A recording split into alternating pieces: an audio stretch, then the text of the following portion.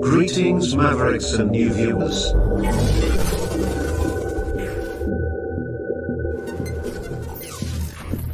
Tonight, direct and live from the Maverick News Network World Studios. This is Maverick News with Rick Walker.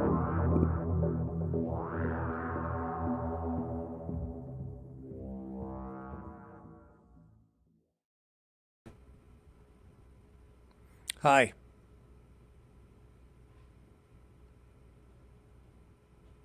I'm here. Everything feels weird. Something's not right. Strange day. I was just really busy. I honestly did not intend to, but I did sort of manage to avoid a lot of news and information absorption through the day, which is probably good. That's not true when I think about it, even as I did try to avoid it a little bit because it's just so depressing. But I couldn't avoid it because people kept sending me stuff. If it wasn't a link to a video or a link to a story, I'm bombarded with the stuff all day, which I appreciate. I appreciate people sending me material.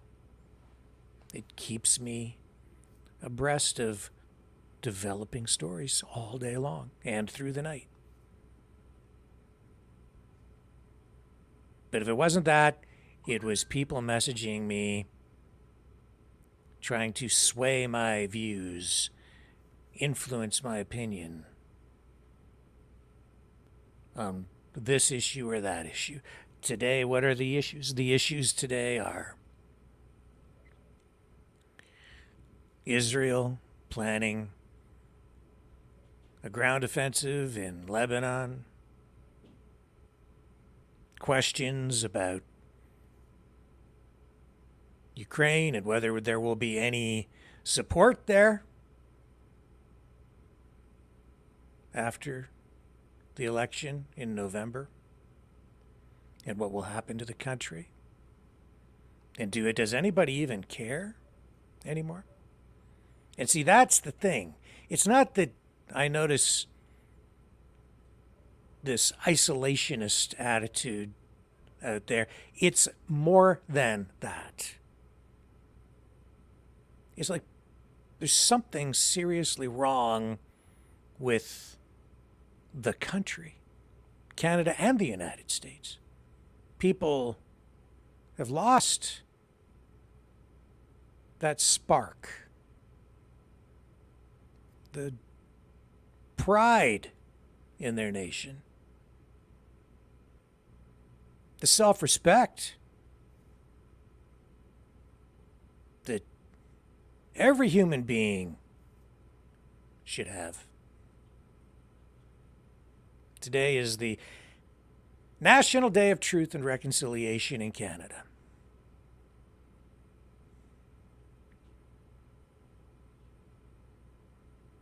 No pride in that.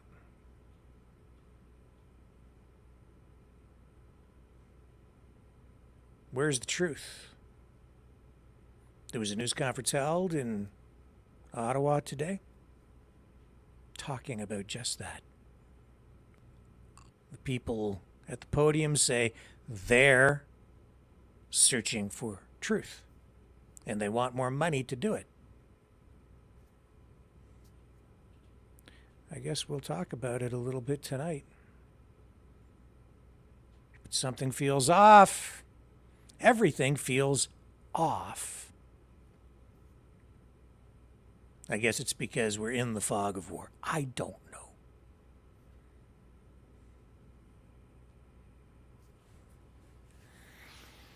But there's definitely something wrong. I think you can all feel it too. I keep waiting for things to get back to normal. How many years has it been now? 4? I can't keep track.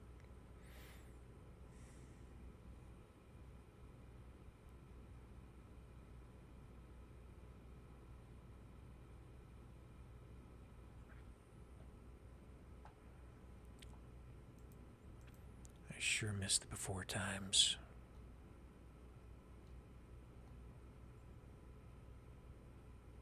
Maybe what we had, what we thought was normal, wasn't.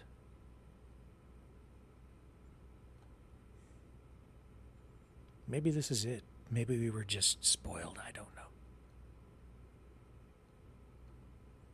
How would I know? I've never had to live through the kind of adversity that other people have had to live through in war zones. But we are at war, aren't we? Yes, we are. We'll talk about all these stories tonight, I guess, on some level or another. The election, too, to some degree. I'll try to cover all the bases. Honestly, the way today went, there was a lot less formality in my preparations today. I've just got a lot of stuff in my head. I'll share it with you. If you stick around. Maybe we'll open the phone lines. Maybe you guys can weigh in tonight too. You have stuff in your head? Stuff you want to share? Hit me with your best shot. Share. Let's talk, I guess. Even everything with Trump feels weird right now, too. It's different. You know it. I know it. Everybody can feel it. It's not like it was the first time he was elected. Everything feels, and I hate to use the word, weird. He's a fighter. He's a survivor. President Trump, defiant, strong. He is determined to make America great again. Pay tribute to the 45th President of the United States with this collectible t-shirt from the Maverick News Memorable Moments collection. Even a would-be assassin's bullet could not stop him. Instead, he emerged with his fist in the air ready to fight for freedom. Get your Trump Fighting for Freedom t-shirt with any donation of $30 or more to Maverick News. There are 2 iconic artistic designs to choose from. But there is only one way to get these. Donate at freedomreporters.com. Support free speech. Free media. Support Maverick News. Call 1-866-248-1490 or order online at supergeeks.tv. Okay, here I am. If you want to call into the show, you can do that at 1-519-401-1373. And I was late setting the program up tonight, so the audience is building. People are finding us. We'll get more people on board as the program progresses. And if you want to join the conversation, this is how you do it. Okay, Mavericks, it's call-in time. Join the conversation. Call now, 1-519-401-1373.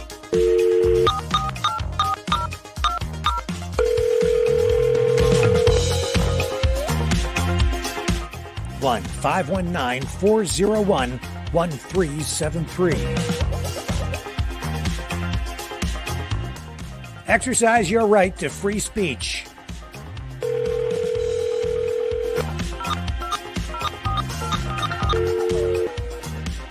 That's 1-519-401-1373.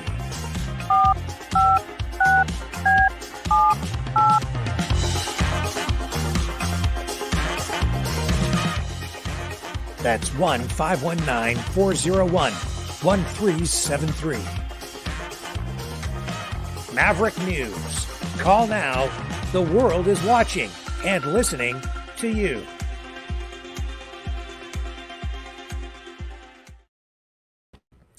Okay, we have our first caller of the night on the line, and it's the one, the only. Dragon, how are you tonight, sir? I'm doing great. How are you, Maverick and Rick? Well, I'm hanging in there. I hope everybody can hear you okay. I'm going to crank that a little bit more so that the audio is okay. I'll check the chat. If you guys are having any audio issues, you let me know in the chat, and I'll try to correct things. So, welcome to tonight's call-in program. What is on your mind, Dragon from Montreal? Well, with what I've seen for the last days since the 27th in Lebanon and, Beirut and all the mayhem that is going on there, and also in Montreal, things are not looking good. It's frustrating, I think, and also that we're on the verge of a World War III, I think, because we're pretty much getting ready toward it, military speaking. So what has been happening in Montreal? Are you seeing a lot of demonstrations, protests? Yeah, well, Saturday they were a rally at the Embassy of America in Montreal. So yeah, it was fun. At the embassy, everything was. It was clearly, I would say, peaceful, but the rhetoric was angry and a lot of calls for revolution. So yeah. Calls for a revolution? You mean a revolution here in Canada? Yeah, revolution everywhere, and mostly in Canada. They would like to see that. They call for Hamas. They call for other terrorist groups and such. So it's kind of frustrating to see that in our city and our street, I think. Yeah. Every week. Every week? Yeah. Almost. Well, actually, almost. There's a demonstration someplace every day. Yeah. Mhm. Yeah. But Saturday is like their favorite day to make some statements and go on rally and start, gathering on some strategic points and start the rally from there and go to a strategic location and, stay there a few hours and chant their thing and call everyone racist or terrorist like you and I, stuff like that. So, yeah. I mean, it's kind of sad. Yeah. But, I mean, we're not part of it. Yeah, well, I know that tonight Israel is planning a limited ground operation into southern Lebanon. It could begin anytime, imminent. That's the word used by U.S. officials tonight. So, and about that, actually, just about that, I was listening to another news outlet on the tubes before you get on, around probably 5-10 minutes before you went on live, and it was told that they were starting actually the ground invasion, right, or the tactical invasion a few moments ago. So it's breaking. Yeah. So you know what I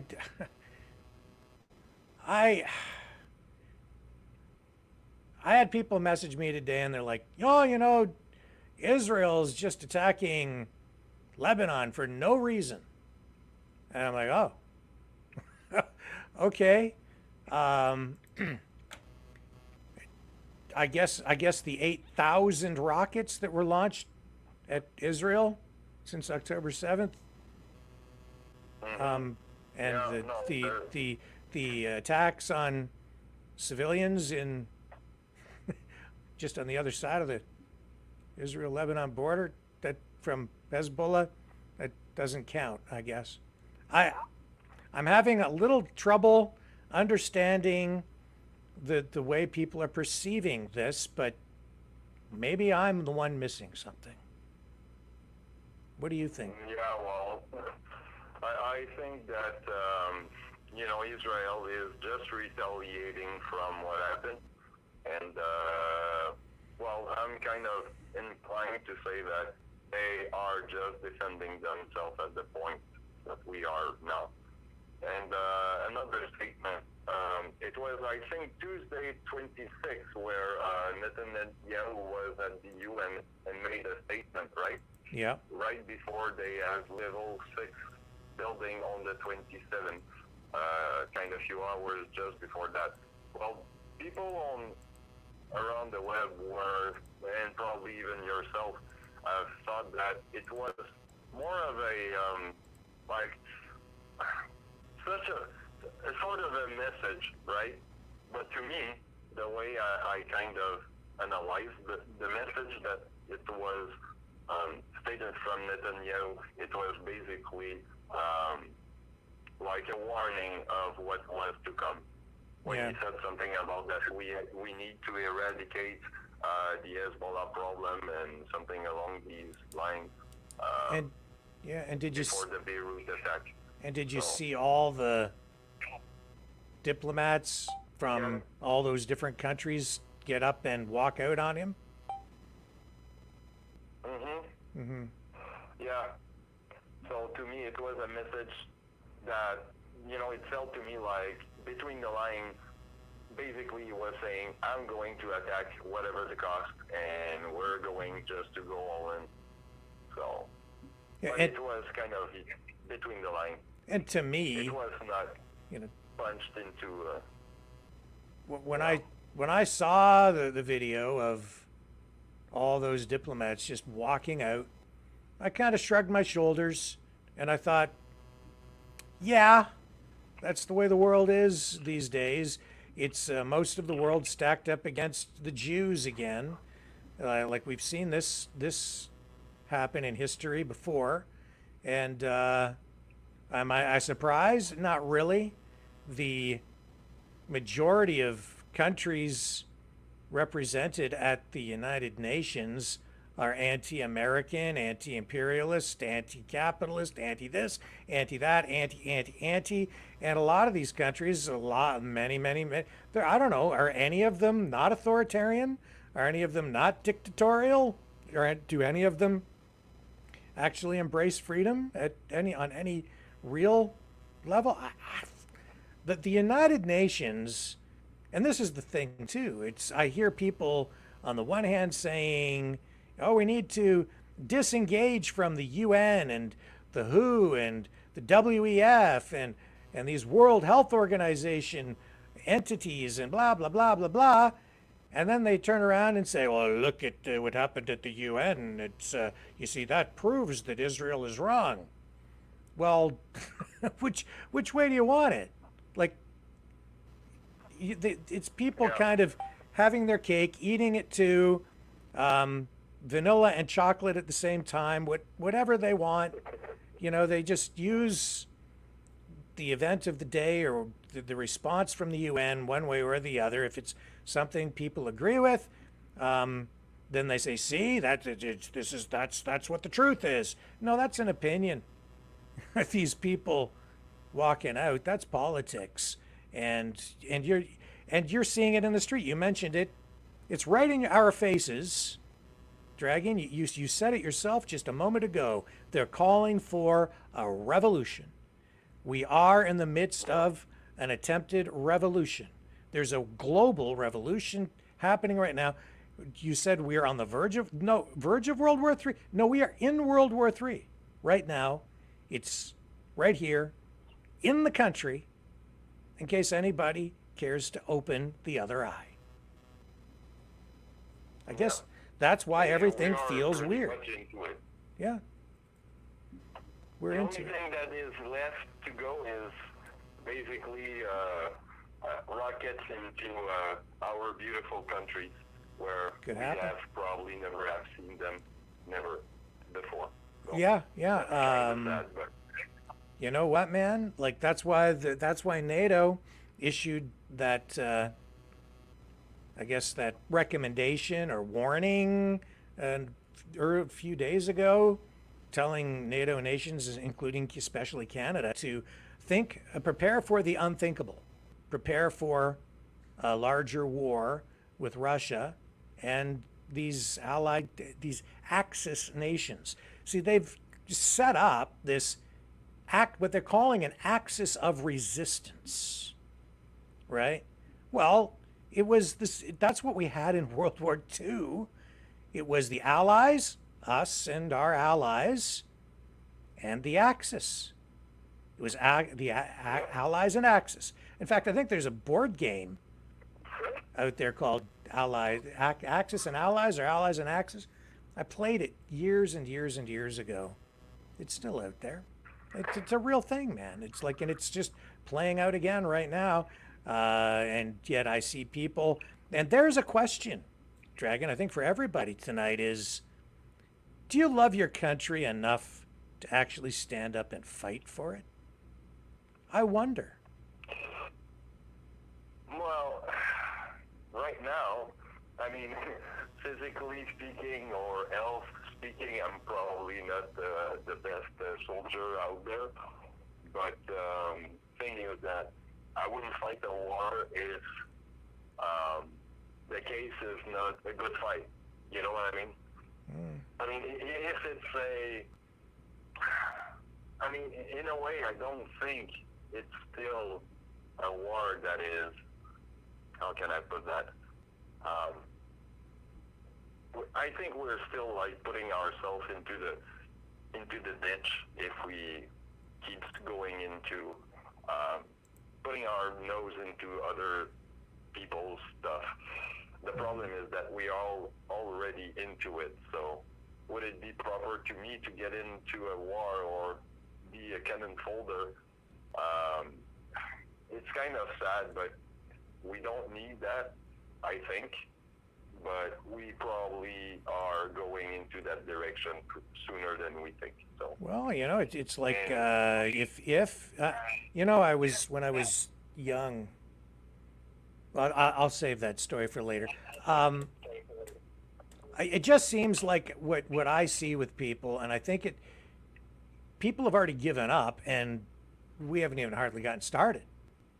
It's like people, and today is the National Day of Truth and Reconciliation in Canada, which is, you know, to mark the day of, you know, it's a day of, I don't know what you call it, mourning. Anyway, it's about residential schools and First Nations kids, and I mean, you all know the story, so that's what today is. But really, it's a day that I think is designed to make colonialist settlers, occupiers feel really, really, really, really, really guilty for just being here. You know, no, to me it's probably well, no, probably not. To me, it's just to forget the past, maybe, or forget what we have done wrong, and to do better tomorrow and today. You know. I don't know. But just forget. I mean, look, not forget the. You know, it's not about forgetting or rewriting the history. What I mean is, you embrace what you have done wrong or what your ancestor has done wrong, and reconnect with that. But at the same time, you know, you just reflect on that and go toward better action. yeah, I mean, I thought, you know, years ago, felt like or seemed like we were working toward better things all the time, but this, I don't know how much truth we have out of all this. You know, like I saw like a video today, right, with a guy, because everybody's watching videos all the time, and this guy is like, well, if you have to question anything about these graves at schools, then you're just out, and I don't want you in my whatever, in my friends list or whatever it is. And then he said, because you think about it, what kind of school has graves at it? And I thought, well, what a dunce. I mean, the guy is clearly freaking stupid. The reason is a lot of schools have grave sites. Churches, schools, sometimes churches doubled as schools. Sometimes if you drive down the highway, there are grave sites on the side of the highway, really old ones. There's some just along here, and these graveyards on sites of schools, a lot of them were like community, like grave sites, not just for like. Yep. It's not like where they just buried all the children. A lot of those grave sites were community grave sites where you had First Nations peoples and settlers, if you want to call them that, from the local community buried in those community graveyards. Like I can drive around here and find grave sites at churches and in those kinds of locations, so lots of schools had grave sites and churches. So yeah, wake the hell up and educate yourself before you start making videos and spouting off. I'm so tired of people baking my brain with stupidity. Because it goes. Yeah, well, This is why everything's off. This is why it's weird. Because that's just a freaking guilt trip based on stupidity. I mean, it's like, grave sites at a school. Yeah, they've been there like since the 1800s, 1700s, man. Like, they've been there. So, and all kinds of people buried in there. I don't know, man. Like, again, if I'm wrong, I'm open to be corrected, but I don't think so because I drive by them and I see them. And well, I can tell you that I know a few places in Longueuil and Montreal which in history there were some community, like you said, that there were some graves somewhere around, but we needed to some part of the land to build some stuff. So I mean, it's kind of sad, but at the same time, I mean, we're a evolving community and society. So well, you mean like First Nations or Indigenous burial sites where things were built? You mean? Like, yeah, probably, because yeah, but anytime I'm sure that in Longueuil or in Montreal there's a few. So I mean, I just have to do some research on the subject and I'll dig in. yeah, but I mean, efforts are made all the time, like extensive efforts to ensure that grave sites are first identified and then not desecrated. So, we do go to great lengths to avoid those kinds of things. It's there are instances where things have gone sideways, sure, but like Oka and I can think of bad situations, but I mean, come on. But it's not looked at. There's probably few sites that it is the case, but I mean I don't know, but we can probably sometime just look into it, make some research, and we'll see. We can make some good info and probably some skeleton behind the behind the curtain, if you know what I mean. Yeah, so actually there's a clip here. I've got there was this news conference held today in Ottawa.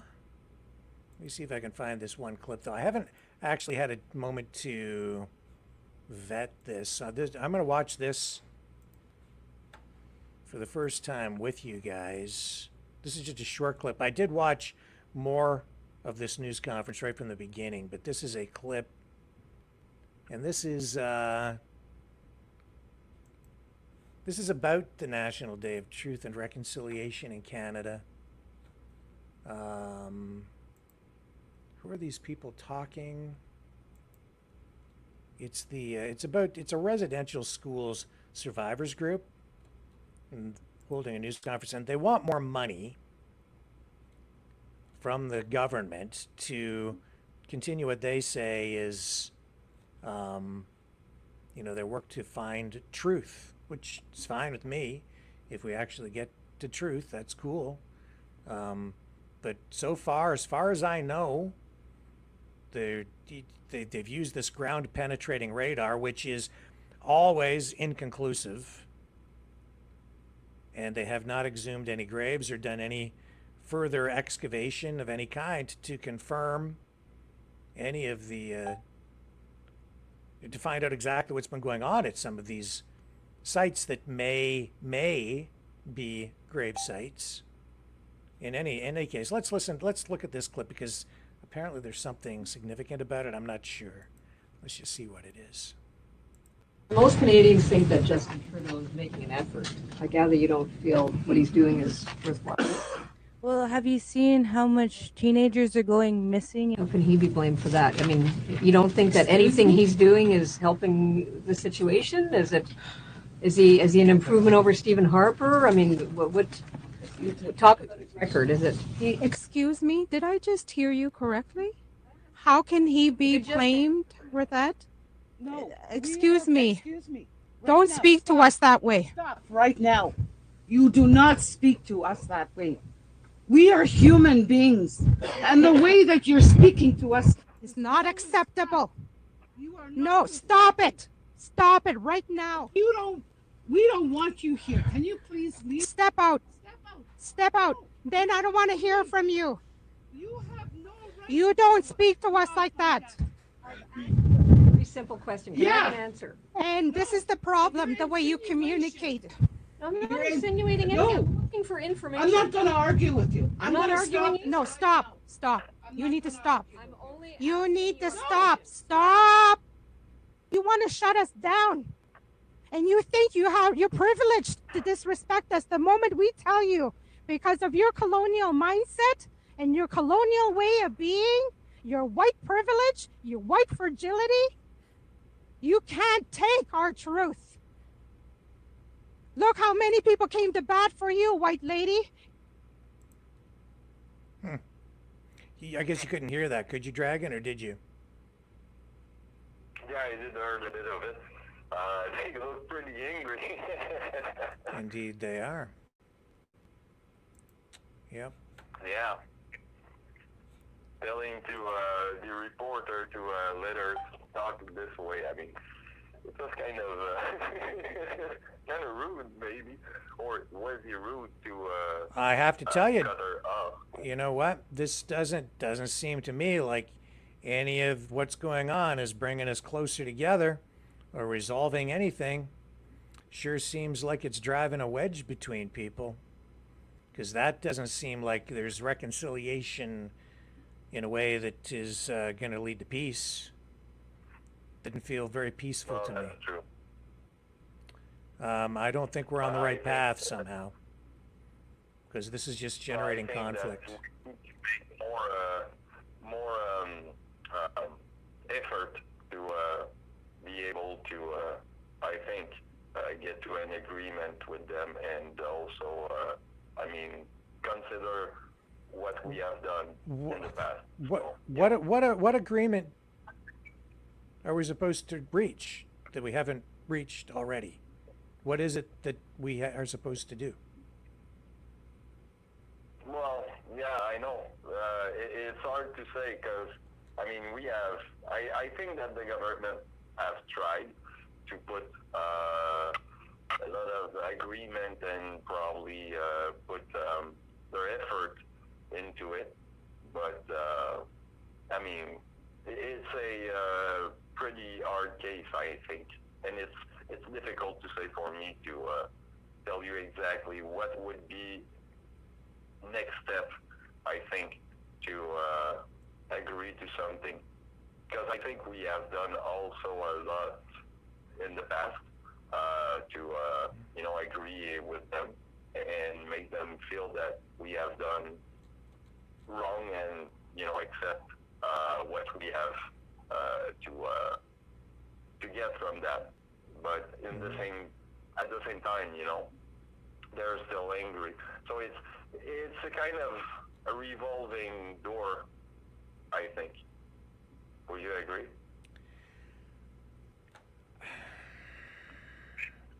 I'm just tired, and I want people to stop fighting.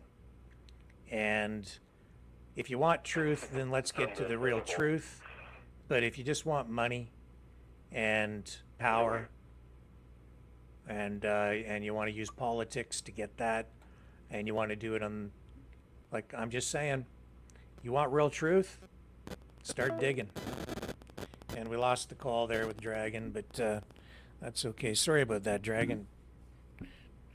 It happens with this new system. So I don't know. Like, I'm all for the truth, man. 100%. I want the truth. So whatever it takes, let's get the truth, because it's the National Day of Truth and Reconciliation. So if there's ground penetrating radar, which there is, which suggests there may be graves, so be it. Let's find out what that's all about. We know that they're not mass graves because that's been debunked. So what are these graves? Who is buried there? In fact, let's bring up some of this news conference. And we'll run more of it from the beginning and just give them a voice. Let's hear what they have to say. I haven't heard all of this. Do not get me wrong. I absolutely am in favor of truth. Whatever the truth is, as long as it's truth, not just some political thing. Truth. Truth isn't going to hurt nobody. Truth will bring us to peace. Real truth. If it's not true, that's the stuff that generates anger, conflict, division, even wars. So I want the truth, the whole truth, or as much of it as we can get, and nothing but the darn truth. That's what I want. I'm all for that. They need more money to go get it, that's fine, as long as it's truth. It's got to be truth. You know what I'm saying? I don't think anybody can disagree with that. National Day of Truth and Reconciliation has become essential to our ability to get the truth told. Then we were to learn this past July in a teleconference with Canada that funding was being reduced to 91 million over 2 years. During that teleconference, all mics were muted, and so we got to listen to a child who attended she can introduce herself. Investigating. We have expanded the number of impacted communities from 22 that were identified by the NCTR to now 60 First Nations communities across Canada. Back it up even. Is to uncover, document, and share the truth about what happened at the Mohawk Institute during its 140 years of operation. What we have been able to identify in our work is the names of 5,900 children who attended the mush hole. We've been able to conduct research on about 14.5 acres of lands associated with 6. Okay, but take note, she said 5,900 plus who attended. Okay, who attended these schools, not who died there. And so, okay, let's just listen. 607 acres that we're investigating. We have expanded the number of impacted communities from 22 that were identified by the NCTR to now 60 First Nations communities across Canada and the James Bay and Hudson's Bay region. And as we continue to do our work, it has become increasingly important to us to ensure that as we do our work, that there is sustainable funding in place to ensure that the work can be completed and we can say the name of every child who attended the Mohawk Institute as part of our work to uncover those who are still missing and in unmarked burials. So I want to start with just letting you know that in 2021, Canada announced funding to support approximately 144 First Nations communities to begin the work into unmarked burials and missing children's investigations. Over the last 3 years, this funding has become essential to our ability to get the truth told. Then we were to learn this past July in a teleconference with Canada that funding was being reduced to 91 million over 2 years. During that teleconference, all mics were muted, and so we got to listen to Canada make the announcement. There was no information provided about protocols, guidelines, application processes. Up until that day, we were of an understanding that communities would have access up to $3 million per year over the next 3 years to fund investigative work across Canada. At that press conference, we were informed that that ceiling would be dropped to 500,000. And after that meeting began the work. And that work was mobilizing the 147 Indigenous entities and organizations across this country who were leading this work. And to do that, we started with a rally here on July 22nd. We met with the minister on August 1st. And then on August 16th, we were informed by Canada that they were increasing the ceiling back to $3 million, but they were not changing the base level of funding. So while you could get $3 million, it was still only $47 million that was available this year. Because of that announcement, Canada essentially was informing us that communities were going to be pitted against each other to try and access a limited pool of funding that was available across the country. 2 days after that, we hosted a national unmarked burial conversation in Thunder Bay, Ontario. We brought people together from BC, Alberta, Manitoba, Quebec, and Ontario, with survivors talking at their tables about what this meant for them with the impact of the cuts. And we brought the experts who have been helping us in this work to talk about, from a financial standpoint, what that would mean for the level of investigative work we'd be able to do on the ground. So as we do our work, I want to start with talking to you just a little bit about our frustrations, anger, and the devastating impact of the cuts, given that just over a year ago, the Prime Minister of this country, Canada, made a statement that said, "As communities continue searching for the children who never came home, the Government of Canada will be there every step of the way. We were going to provide them with the resources they need to fully uncover the truth of what happened at residential schools, honor the children who did not return, and support communities as they continue their healing journeys." So as we do our work, there's a contradictory there, because is that work attached to $47 million, or sorry, $45.5 million, or is that work attached to a promise to get the truth told? Because the two don't reconcile with each other. We're trying to uncover a history that's 150 years old, and the limited funding we've been provided in 3 years, it's not doable. There are hundreds of millions of dollars of work that need to be done, and that's just a start to try and cover the truth of what happened in all of these schools, 139 in fact. So as we do our work, we continue to press Canada to restore funding.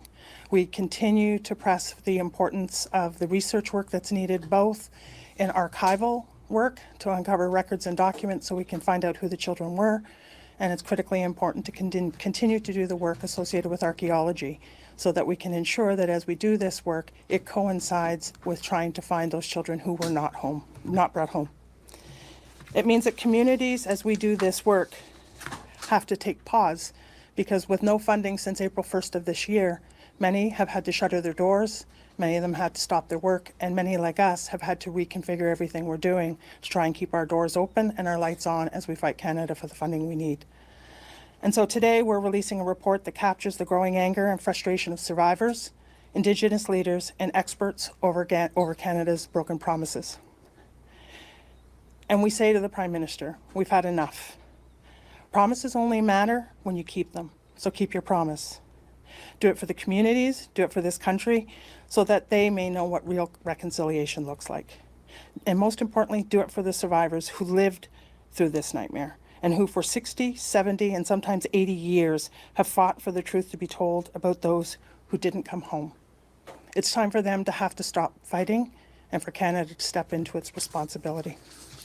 So as you have in front of you, we have a list of recommendations that we are pressing Canada to implement immediately. The first is for Canada to truly work towards truth and reconciliation. And we ask that in doing that they give survivors access to their own records, including all 23 million documents identified but not released to the National Centre for Truth and Reconciliation, and all RCMP records related to missing children and unmarked burials associated with the Mohawk Institute and all Indian residential schools. That Canada provide robust, stable, long-term funding for investigations into missing children and unmarked burials. That communities be able to self-determine the type of aid and required supports to lead their investigations. That Canada honor the promise of reconciliation based on truth by committing formally to a complete account of the Indian residential school experience. And that Canada ensure funding support for memorialization and public commemoration remain a central part of this work. And finally, we ask that Canada include funding support for the creation of spaces for sharing, learning, and healing. I'd like to now pass the microphone over to Roberta. I'm Roberta Hill. I'm a Mohawk from Six Nations of the Grand River Territory. I was a 6-year-old child when I went into the Mohawk Institute in 1957, and I left in 1961, but I went through the 60 scoop into foster care until 1960, I believe it was 69 when I graduated from there. But today, I remember a lot of those times at the Mohawk Institute. When I first got there, and I can say most of us kids did not know what the Institute was. I didn't even know that name, residential school. We were just there. Most kids say, why was I there? You know, so even when I moved out of there, I still didn't know what that school was.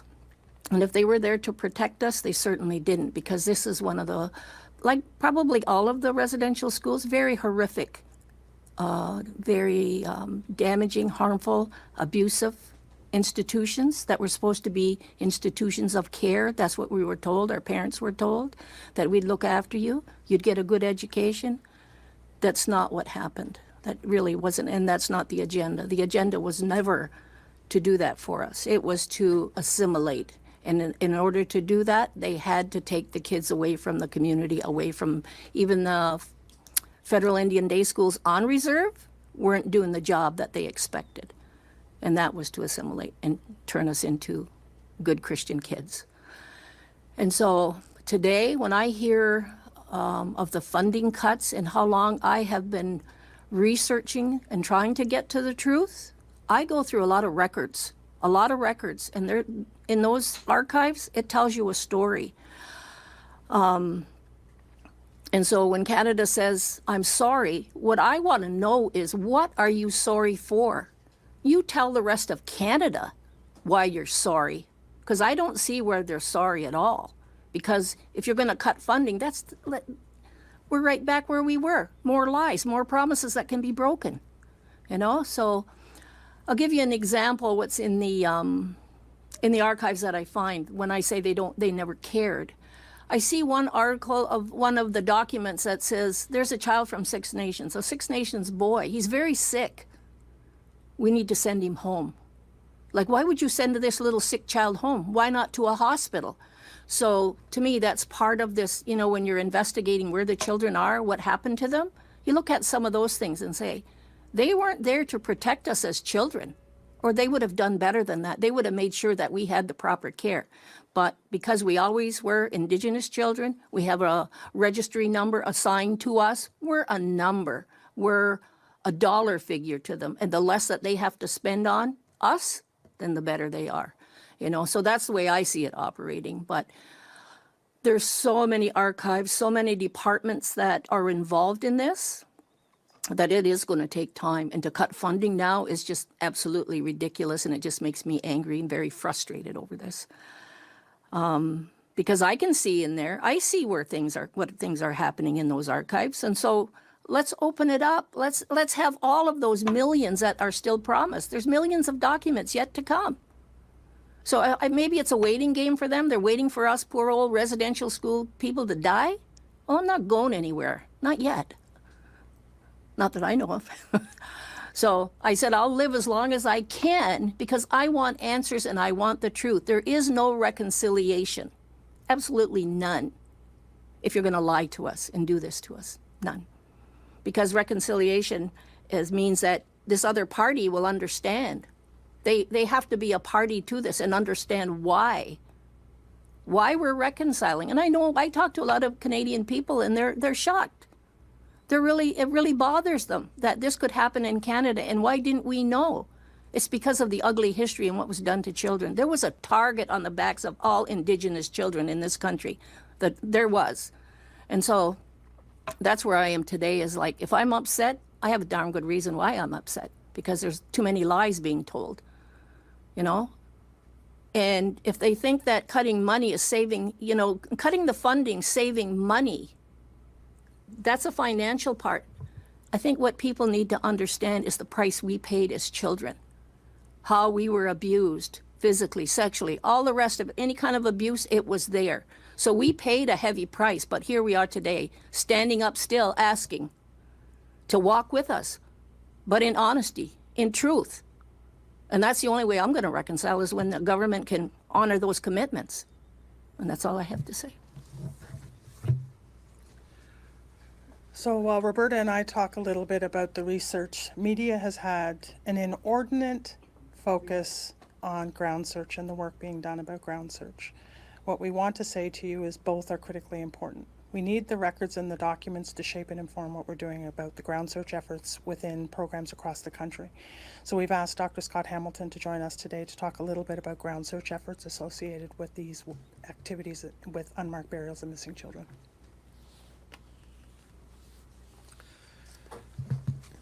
My name's Scott Hamilton. I'm an archaeologist on faculty at Lakehead University. And I've been involved in the residential schools investigations since the time of the Truth and Reconciliation Commission, when they asked me to review the records that were available at that time and try and document where the burial places were with the schools across the country. And I was immediately struck with the information void that confronted the investigations of that time, and that void continues into the present.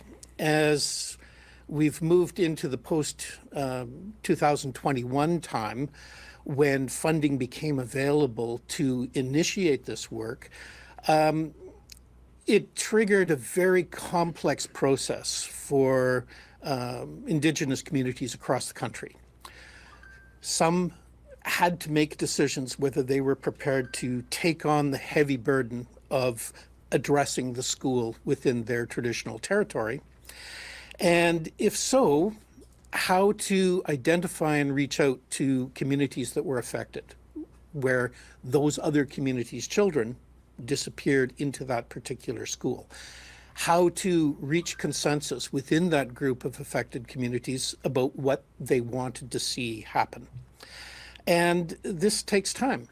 It takes a great deal of time because the communities first had to think through carefully what was possible, what were the methodologies, what methodologies might work, how to mesh a number of complex methods in order to come closer to addressing the information void problem.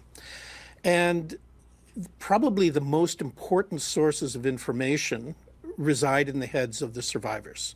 Their childhood memories need to be collected, but this is quite complicated because these are very traumatic experiences, very traumatic memories that have been suppressed for a very long time.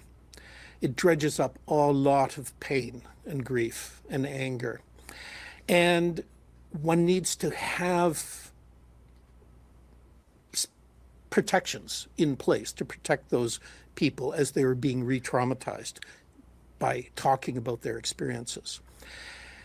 There are written documents scattered almost literally throughout Canada, probably Europe to a very large degree.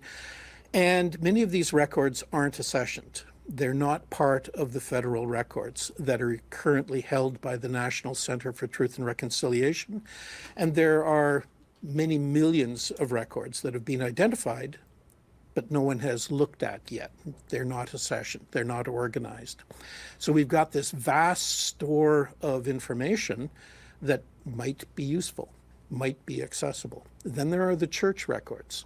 All of this information, coupled with the memories of survivors, becomes the foundations of information about what was the nature of the operation, what was the nature of the school, how was it configured, how many children, what were their names, where did they come from, how many got to go home, how many disappeared, how many do we know died, and then there's the question of where are they buried.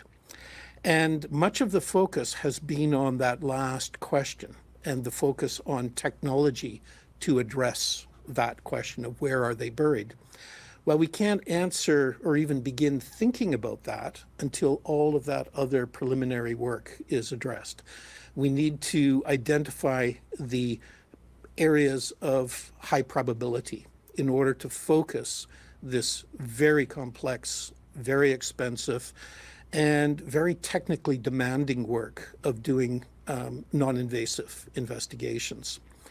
And throughout this whole process, this is the need to constantly be integrating the information and evaluating the information, addressing how much we know, do gap analysis of the bits we don't still know anything about, look for contradictory information and try and track down why it's contradictory in order to narrow the search areas down as much as we can in order to be more effective in those operations.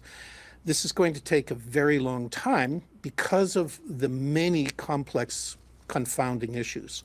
Canada is a very large country. Schools are scattered across them. All of these schools are in different biogeographic regions, different soil conditions, different histories of redevelopment, different vegetation, different climates. All of these complexities require that each community, each investigation, develop a tailored method for conducting their investigations. This is not something that can be done hurriedly, or you end up with more troubles than you solve. And I think I'll stop there. Okay. So before we open it up for questions, we also want to let people know that starting today, the Secretariat and organizations across the country are beginning a social media campaign, I Stand With Survivors. And the campaign is focused on standing with survivors to ensure that Canada provides the resources needed and proceeds with action on the 5 recommendations. So as we work together, while we as a small group are here, we represent more than 125 people who attended the gathering in August, organizations across the country that are encompassing of First Nations people, Métis people, Inuit people. And so this is a national Indigenous issue that we're raising today, and the report reflects their voices. So we'd like to open up the room for questions now. We will now Here we go to go. questions. One question, one follow-up. Please identify with your name and affiliation. We'll start in the room and then go to Zoom. Nous allons maintenant passer aux questions. Une question et une suivi. On va commencer d'abord dans la salle, puis nous passerons à Zoom. Identifiez avec votre nom et affiliation, s'il vous plaît. I'm going to stay with this because it's just such a divisive, controversial, This question is for Laura. volatile thing for Do you have any Canada examples and the of U.S. projects that must have been stopped or wouldn't be able to be started because of the cuts? So I can give you 3 examples that we're aware of. In Ontario, I'll focus because that's where we know. I can tell you that communities like Akwesasne had their funding significantly reduced under the new funding formula. I can let you know that my understanding is Anishinaabe Nation, who was working on behalf of organizations in their area, have experienced similarly drastic cuts. Anishinaabe Nation also has had extensive cuts. For the Survivor Secretariat, under the original announcement, we would have went from 10.2 million over 3 years to 1.5 million. And the devastation of that is unimaginable. But now the fact that we would have to compete to sustain the same funding levels we have is just the beginning. And we've heard the same messaging across the country. So we encourage media sources in each region to please reach out to the entities doing the work, and they can speak specifically to their information. Thank you. And for Mr. Hamilton, in the report, it is stated that because of the cuts, you wouldn't be able to do what are called invasive ground research. What does that mean for finding of new graves? And is it the kind of technique that was used in Kamloops, for example? During the gathering in late August to discuss the consequences and implications, I was asked to talk about how, the standard methodologies were evolving and developing, and what was the sequence of steps and stages that were starting to coalesce and appear in many investigations across the country. And I was asked to take a look at that larger process, and address what had to be thrown away, what was the most important, what had to be funded, and what had to be thrown away in order to protect those core activities.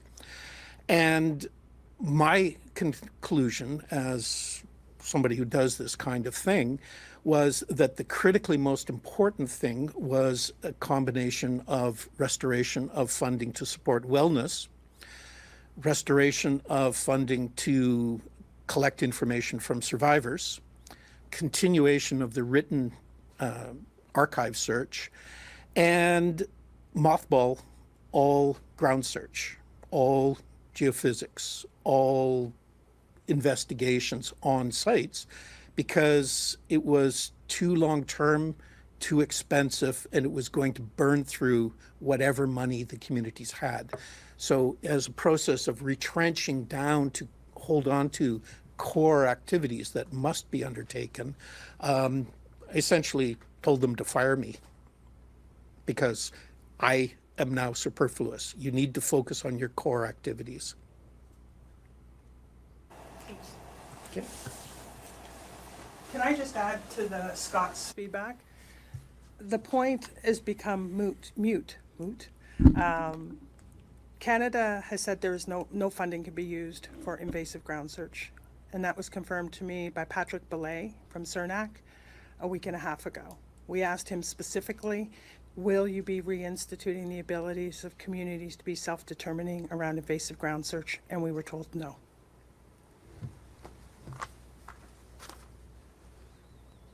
You're asking, so my question is for Laura, for you.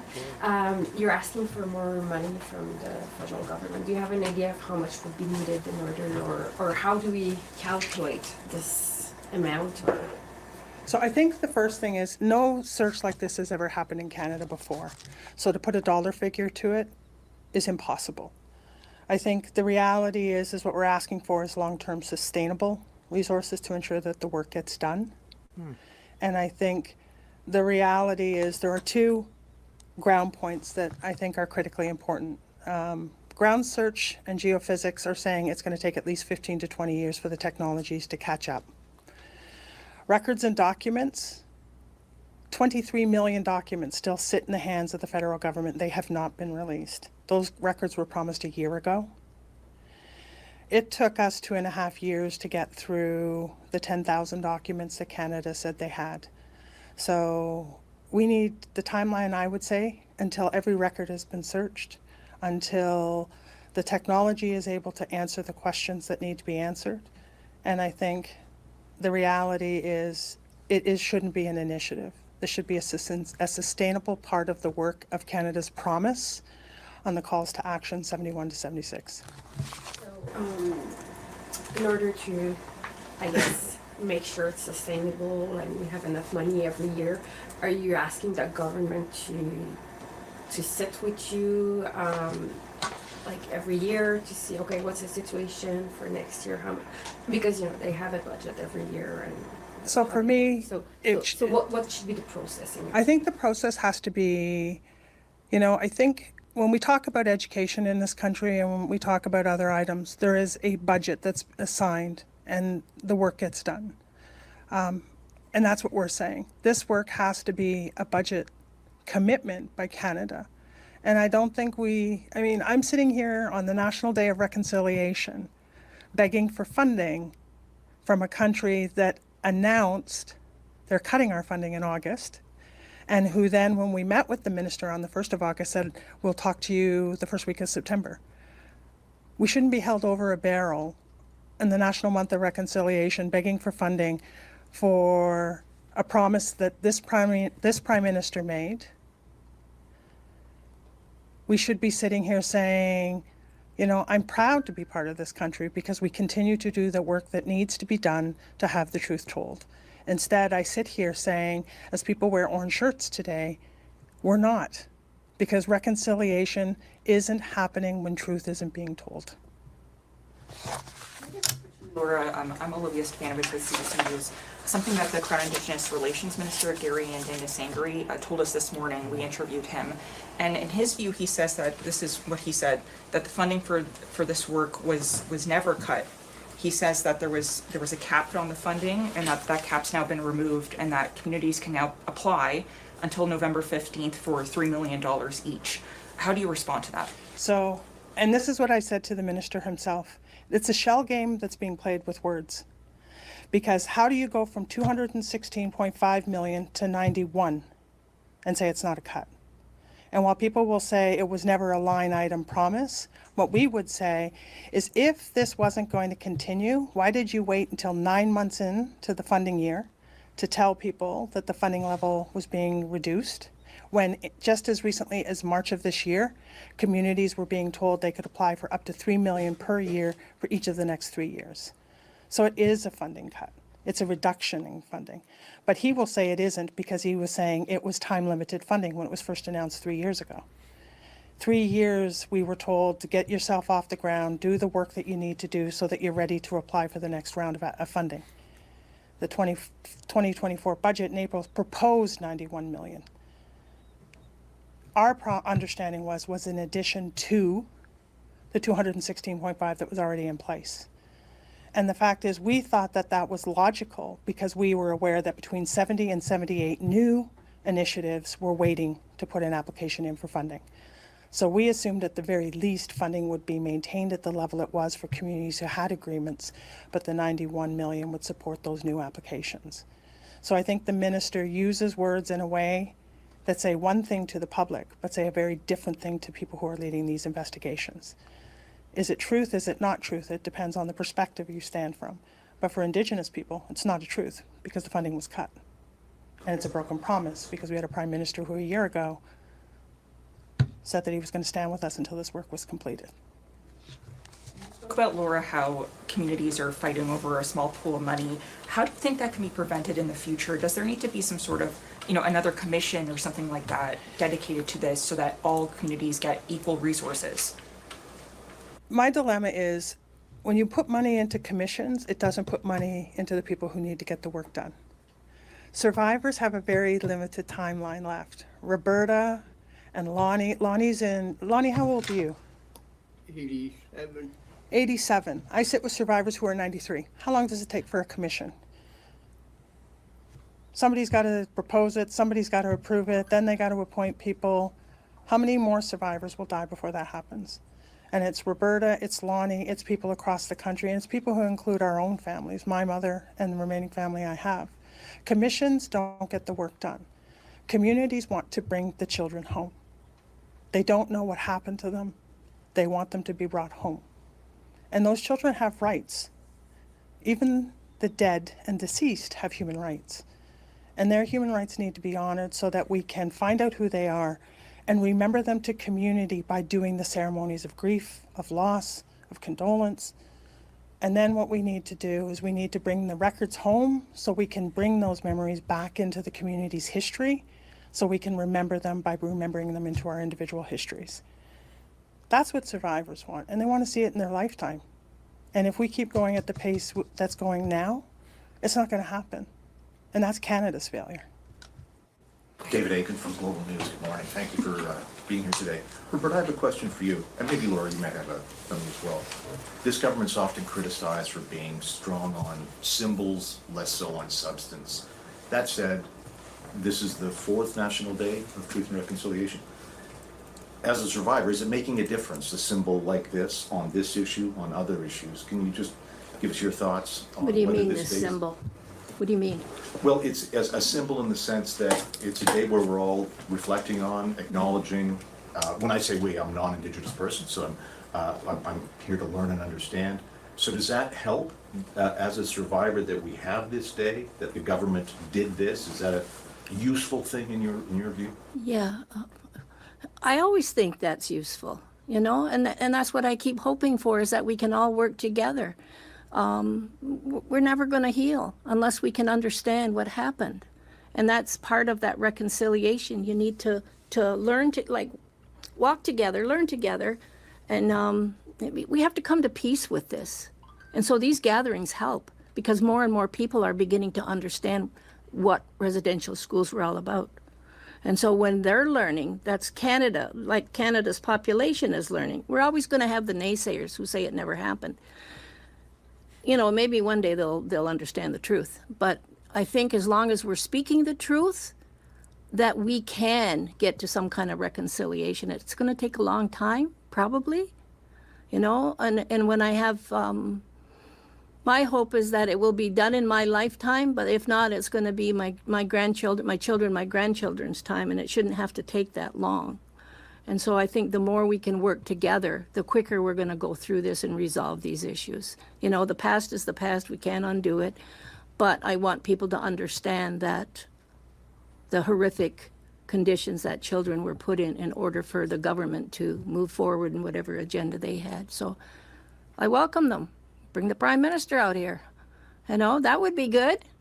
You know, that's a good step. You know, all the politicians and people like, one of the things that I see in the records, Indian Affairs was a big part of our life, that department. So Indian Affairs, we always knew about Indian Affairs. We always knew about the RCMP, why the RCMP are picking up children when they're criminal, you know, they're in charge of criminal activities. We weren't criminals. But you see, it's all these other agencies. There's tons of other agencies that had some kind of hand in how we got there. But who was there to protect us?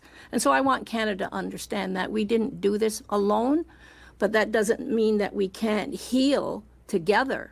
Because I think Canada's hurting too. It puts a dark image on Canada having this history. That's not good. Not good for Canada. So yeah, I think we'll get there if we keep gathering and doing what we're doing today. Thank you. Yeah. Amy from the Canadian Press. My question is for you, Roberta. NDP MP Leah Gazan introduced in the House of Commons last week a bill that seeks to criminalize residential school denialism. It's a private member's bill, so it has a very small chance of actually becoming law, but do you think that all of the parties should support it? Absolutely. Like, for people, when I think of denialism, what are you denying? You know? What are they? They need to come forward and say, oh, I don't believe in residential schools because of these reasons. Anybody can say never happened, but why are you saying it? So I'd like them to come forward face to face with us survivors who went through all this. We'll tell you, it's a reality. It was a reality for all of us. So denialism, it's alive. It probably always will be, but I think it's a good step forward. I really do. And my next question is for Dr. Hamilton. Can I just add response if it's possible? The other thing I want to add is the funding reductions, as significant as they are, doesn't get the truth out, which in fact advances the denialist argument. Because the argument will become, you see, There was no truth to what they were saying. That's why they've cut the funding.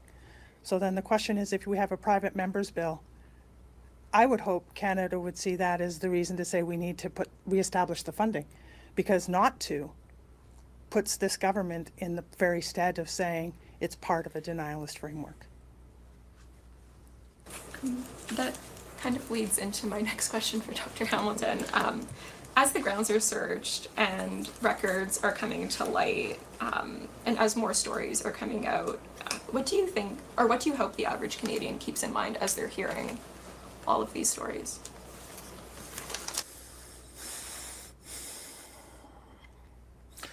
An important part of what Robbie spoke about was the need for all of Canada to unflinchingly face our grim history. And an important part of that is acknowledging harm, acknowledging wrong. If we choose to gloss over, if we choose to ignore, if we continue to live in a never-never land, that these terrible things didn't happen, or they might not have been as bad as what was said, we're kind of choosing to close our eyes and hum a song so we don't have to bear witness to what happened, to confront the fact that terrible things were done in the name of our nation. And an important part of Canadian legacy is to grapple with those dark, painful facts and try and heal from them, try and seek reconciliation. But one doesn't get reconciliation without acknowledgement of those painful truths.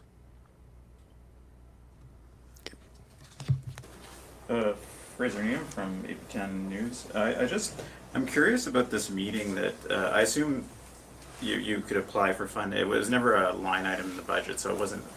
We didn't know about it in the budget for sure. And I'm really curious of how the lead up to this meeting and when it was and how it all came about that you were informed that you would be dealing with reduced funding. So it's interesting. So starting in January, February, community started asking across the country what's going on with the funding, because we weren't hearing anything. And we were told a $3 million ceiling. Then we went into what was called radio silence. Not one agreements officer in the country was responding to emails or phone calls around the status of their applications. That continued until, probably for most, until July when the meeting happened. We were fortunate because we came here and met with the Regional Director General in April to push back against that rumored $3 million cap. So we at least had met with them, and the announcement we got is we can't say anything because the budget's coming down in April. When the budget came down in April, we started the phone calls again, not just the Secretariat organizations across the country. Nobody returned our calls, no return to our emails. I received a call on the day before the July meeting with all entities. So I got a phone call from Canada asking to meet, where I was informed that the ceiling was going to be $500,000. That in fact it wasn't a $216.5 million budget, it was a $91 million budget. So when we met, it was a 30-minute meeting. We and one other entity were contacted for those conversations, and no guidelines, no protocols, nothing. So that afternoon we were already working with a media outlet on another article about the issues around the funding. So we called them and let them know what the decision was, that Canada was reducing the funding significantly. That outlet released that information that evening, and it must have hit Canada first thing the next morning, because at 9 o'clock on the Thursday morning, Canada sent a mass email to every entity in the country for a 1 p.m. meeting for 30 minutes. At the time of that, we logged into the Zoom. All of our mics were muted. They gave us the message. If we had questions, they could only be asked in the chat. And at the conclusion, we were told this is it, $500,000. The application process would be going up soon, the new guidelines would be going up soon, and they ended the call. Like, there was no preparatory information. There was no emails from agreements officers across the country. It was, you know, as they say, a command performance. Show up for the Zoom, and we did, and that's what we got.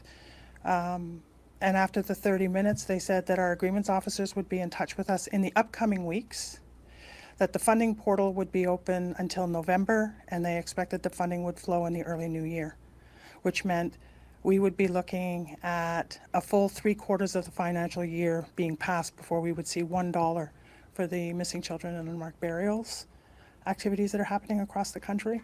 And still today, that's still true. The funding portal doesn't close until November. And here's the funny thing. The funding portal for this year closes in November. The funding portal for next year closes in October. So I will put an application in for next year before I've even heard a decision on this year's funding. And that's for everybody across the country. And communication since then has been sparse. We have been writing the critics, we've been writing the minister's office, we've written to the prime minister, and we've been doing it with the support of organizations across the country. And that gathering report you have, that report and that gathering happened in a 2-month window. That's how fast we've moved as organizations across the country. In 4 weeks, we organized the event, and in another 4 weeks, we completed a report. And that's how fast we've acted, in lieu of the fact that we have not seen a decision or an announcement from Canada. Now, the other question I had is the government hired the International Commission on Missing Persons. There was quite a bit of fanfare about that they were going to meet with communities and they had expertise in this area. I understand that contract has not been renewed. And also, of course, there's special interlocutor, Kimberly Murray as well. Have you had any meetings with either, or has any of this been helpful in terms of communications? I think it's all been helpful in communications. I think the ICMP report spoke clearly about sustainability of the work, that work needs to be done and sustainable resources that need to be done. Special Interlocutor's interim report and her report that's going to be released at the end of this month have said similarly. She's spoken to media about the impacts of this cut and what it does for broken promises to survivors. In addition to that, the Senate released its report on missing children, missing records, and their document similarly says that there needs to be sustainable funding. Just recently, the UN resolution on the rights of the dead. Dr. Bev Jacobs, if you want to talk a little bit about that report. Sure. Well, there's two UN special rapporteurs that have done studies on the rights of the dead, and that it is an obligation by the state to provide the resources in order to recognize the rights and the issues that we're dealing with specifically in identification and memorials. Another question, if possible. Sorry, maybe just one for Laura. You mentioned, this reducing of funding is putting communities against each other. Do we see that right now, or is this something we're expecting when they're asking for money and all this? So it's interesting. We're not seeing it right now. And there's this beautiful phrase that Eric Large from Alberta created. He was with the Survivor Secretariat last year in an event. And he said, I like being in 6 nations, but we're creating a new nation. It's called the Survivor Nation. And I think the one thing that is very different around the issues playing out right now is that all of us who are leading organizations doing this work are united. We're not going to take funding if we're going to put another community at disadvantage, because this is about our survivors. This is about our family members. This is about our communities and healing. So that's why we've created the report, is that Canada needs to make sure that the resources accessed are equitable. This is not political. This is nothing more than survivors deserve the truth in their lifetimes. And we're, as organizations, working very hard to try and apply pressure so that we don't allow ourselves to be pulled into taking the burden of what Canada refuses to do, and that is get the work done and get it done in the way it needs to be done. Sorry, one more question. You're all standing up here saying that this is important. It needs to be, like, records need to be searched, grounds need to be searched. In 2021, after Kamloops, there was an incredible amount of media attention. There was outcry from the Canadian public that this was a horrible stain on the legacy of Canada. Do you feel that because that attention and the outcry from Canadians has somewhat died down, that the government is following suit with like the priorities of the Canadian public? Like, what is the responsibility for Canadians to support you? So I use the phrase all people in Canada because not everybody in this country is a Canadian. So I think all people in Canada have a responsibility. And what I often say to people is you have a responsibility because no matter where you were born and no matter where you came from, if somebody came to your house one day and took your children, they physically abused them, they conducted experiments on them, they sexually abused them, they conducted malnutrition examples on them, do you think the country would owe you the truth of what happened because your child never came home? I think it's unfair to say that Indigenous people are only a priority when the spectacle of media is cast our way. The fact is, Indigenous people welcomed every nation to this country. We are the original peoples. We welcome settlers, we help them survive, and over time the relationship shifted and we lost so much. And what has happened through the Indian residential school system was the stripping away of our humanity and stripping away of our personhood. And it isn't about the loss of Canada paying attention to us. It's the fact that Canada's using that moment to quietly shift the ground politically against us. And the problem is that nobody will say in the room, Canada and the religious orders operated these entities, these Indian residential schools. Why should we have to beg money from the very entities that conducted this atrocity? They should be paying this as part of their commitment to reconciliation. And I think that's the critical part. It isn't about because Canadians didn't show up. I don't expect Canadians to show up and people in Canada to show up every day because they don't know this history. And the announcement in 2021 broke our hearts. I sat in the house with my mom who heard that announcement, and I watched the trauma on her face, and I watched it reignited. Unless it's part of your family history, it's just another sad story. But when it's your family's history, it's a battle cry. And that's what survivors are doing. They're the warriors in this. They've been warriors in this their entire lives. And it's time for Canada to say, rest. Let us take on the burden of responsibility because it is our burden. And that's our burden of reconciliation.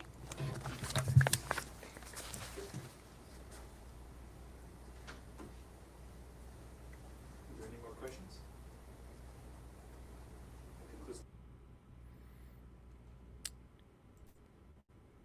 Okay.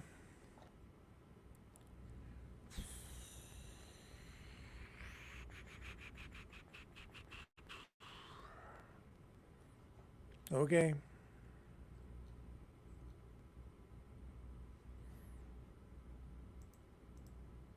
Something doesn't feel right.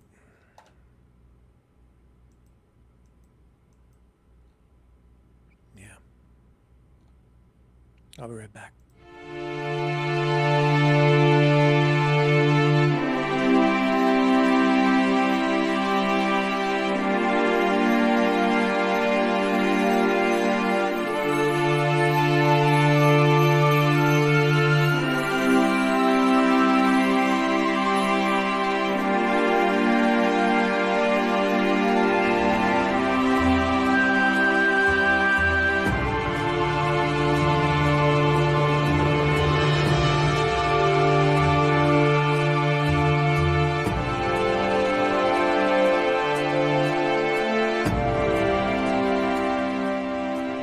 Maverick News. The world is watching.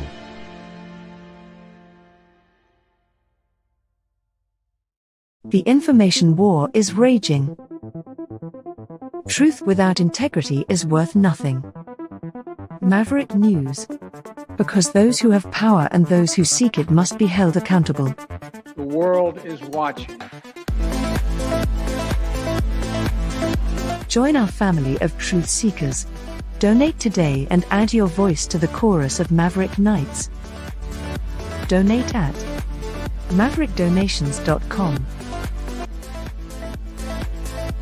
Truth. Integrity. It's the Maverick way.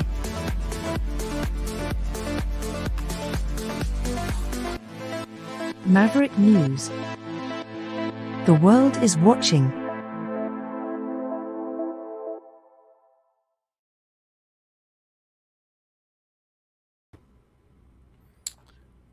All right. What else was I going to talk about tonight?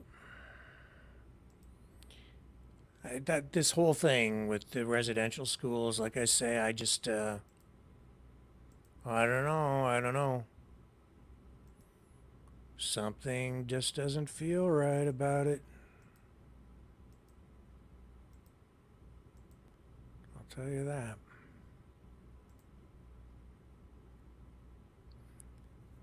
Don't know what else to say.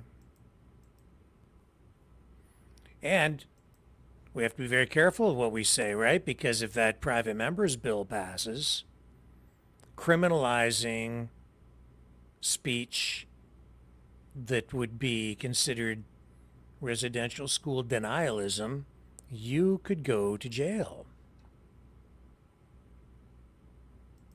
So you dare not challenge it. I'm all for the truth. I don't know that I'm in favor of laws, though, that criminalize what people think or even what they say, even if it's not true.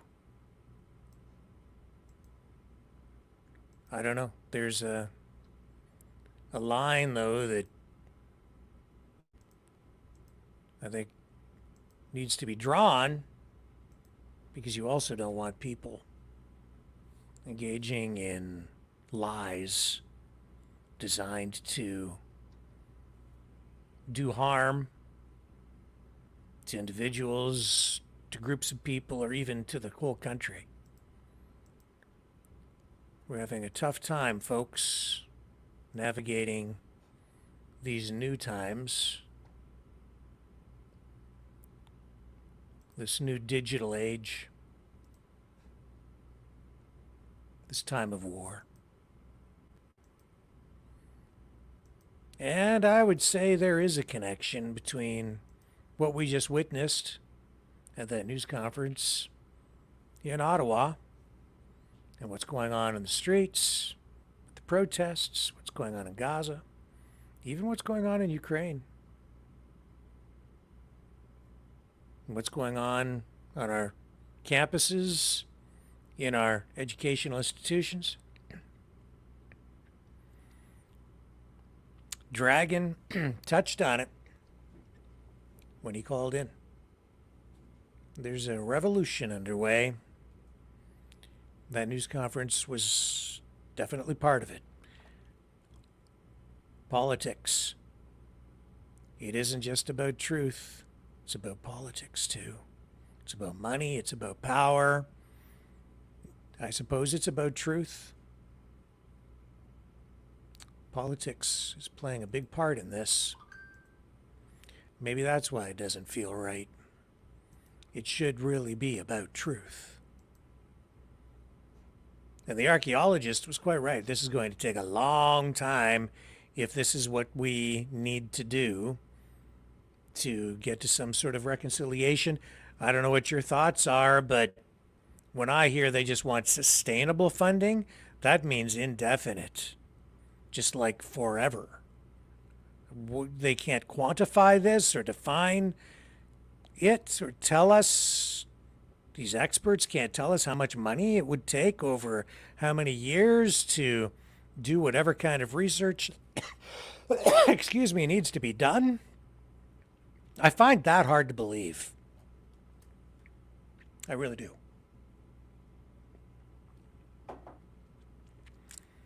I don't know why. You have sites, you should be able to at least get some sort of a ballpark. I don't know. I'll be right back. He's a fighter.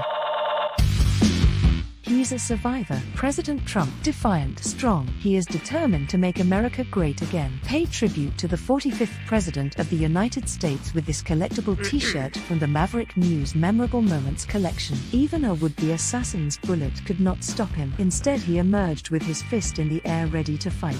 For freedom. Get your Trump Fighting for Freedom t-shirt with any donation of $30 or more to Maverick News. There are 2 iconic artistic designs to choose from. But there is only one way to get these. Donate at freedomreporters.com. Support free speech. Free media. Support Maverick News. Call 1-866-248-1490 or order online at supergeeks.tv.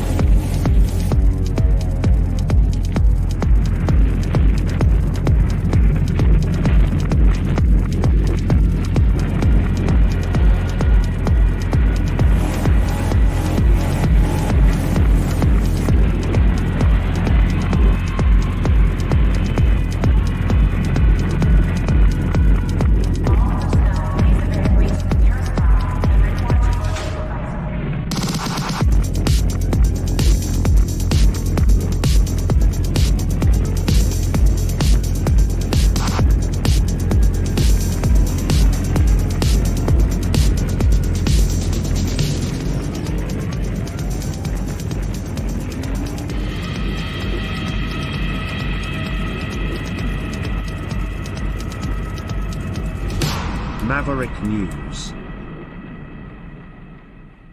The world is watching. Okay, we're back, and John Scotty Rimby from out in Alberta is on the line with us. He just called in. How are you tonight, Sir John? I'm very well, thank you. How is our Maverick News family worldwide? We've cooled off in Alberta. We're in a cold streak, but all good. Oh, yeah. You know, John, I noticed even about 3 weeks ago, the leaves around here in southern Ontario began to change. And that tells me we are in for a cold winter, my friend. Yeah. And the leaves have actually started to fall off the trees now, and we're not even into October yet. Normally, around here, we're probably a good couple of weeks ahead of schedule, I would say. So, not looking forward to the winter. Well, here too, Rick, we got the leaves are all off the trees. You know, we had a cool, wet spring. The crops are about 3 weeks behind. There's a good, solid month of combine and canola to do. So, hopefully we're going to get our Indian summer back here in Alberta. Hopefully. Our farmers need it. Our farmers need a good harvest. Yeah. Man, so I guess my mic was hot. I hope I wasn't having my coughing fit. Well, my mic was hot. That's why I went to the break. If I was coughing into the microphone, folks, I apologize. Oh, it sounds like the cops are coming to get you or take you to the... I'm downtown in Calgary. Well, I don't know how to feel about today, Rick, to be really honest with you. I've talked before on the show, my family has a very, very special relationship with our Indigenous people out of Alberta. You know, my mom was a tuberculosis nurse for 37 years, and in the 50s, she traveled around, rurally to the different, reservations and administered her wonderful mothering and nursing. And, a lot of her patients made her jewelry in the 50s and 60s. It was very special, Rick, to get that from an Indigenous person. And further to that, my grandfather, out of Rimby, he taught in one-room schools in Peace River Country, Blind Man Valley, Monte Vista in the 30s and 40s. And I got to tell you, Rick, there was never any talk in our house of these Indigenous schools, what was going on. And Hobbema is not that far from Rimbey. It's maybe 20 minutes. And I just wonder, when is enough enough?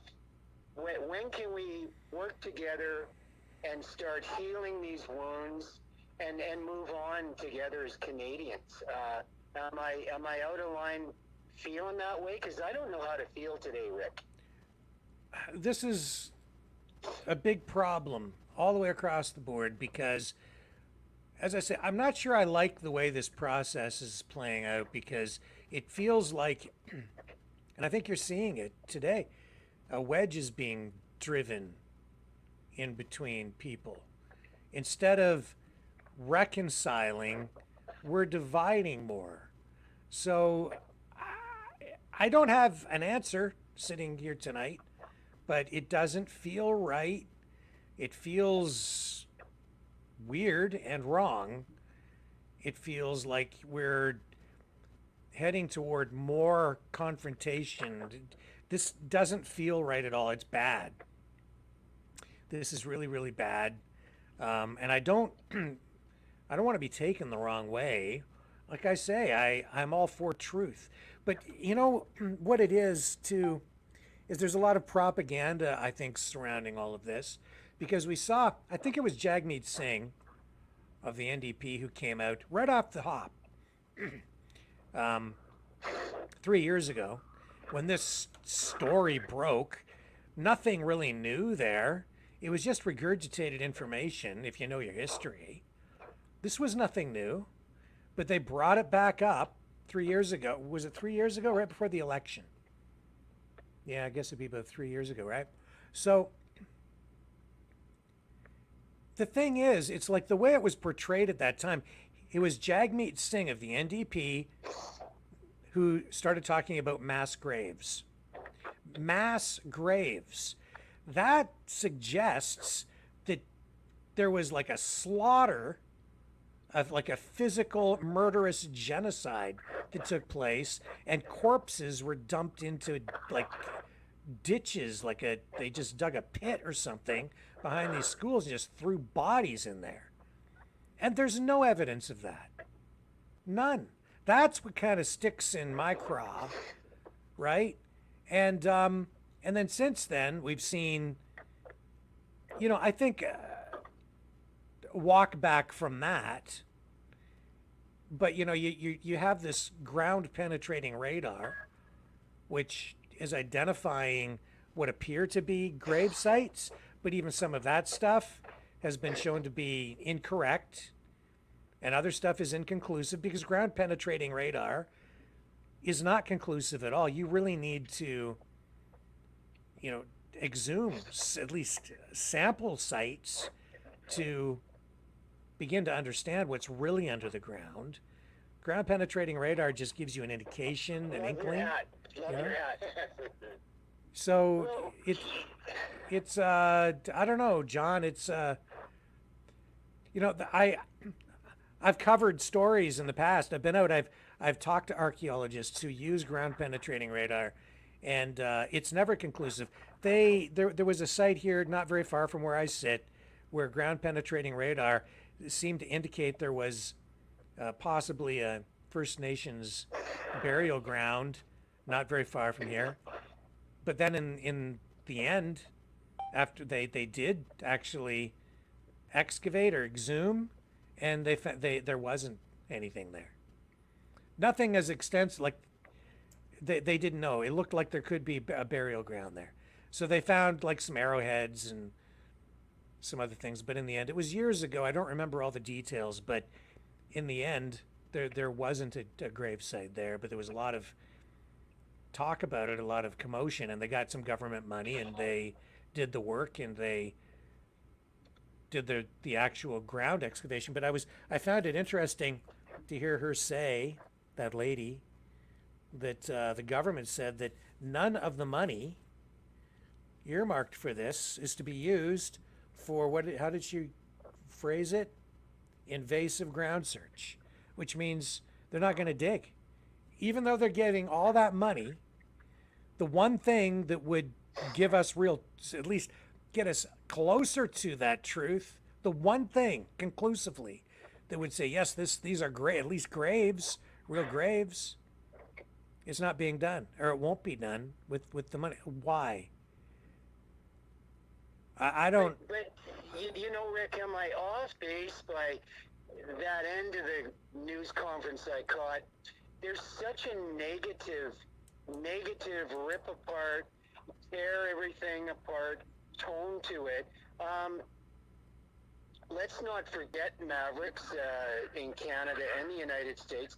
The Pope was in Alberta a couple of years ago here, specifically in Hobbema for exactly what we're talking about tonight. And although the Catholic Church is far from perfect, I think an I'm sorry goes a long way. And there were millions of dollars spent on that papal visit that was organized in 4 months. Yes. And I mean, I got to tell you, my grandfather was probably one of the most incredible human being teachers you could ever meet. And he taught, school in the 30s and 40s. And there was never any talk of that in our farmhouse in the area. And he was the sort of man, if he'd had any inkling this is going on, he would have been up to Hobbema and intervening in that. And it was just, and the other thing too, Rick, if we flip the record here, I've run into some Indigenous in Alberta, and they tell a very different story, Rick, that they had a positive experience through the Catholics within education and going home for There the are summers. some people do convey that type of story. That's true. And I'm not trying to take anything at all.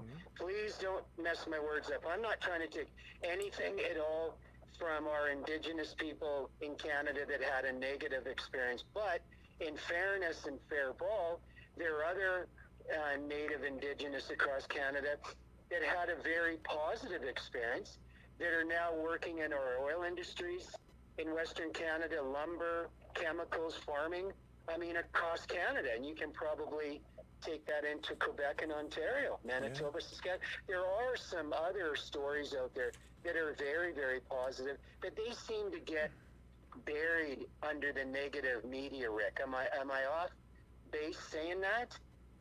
Not entirely, no. I know that there are people out there who, went to residential schools and did have what they would say are positive experiences. We've heard from people like that, so that's true. And then other people had bad experiences. But you know what?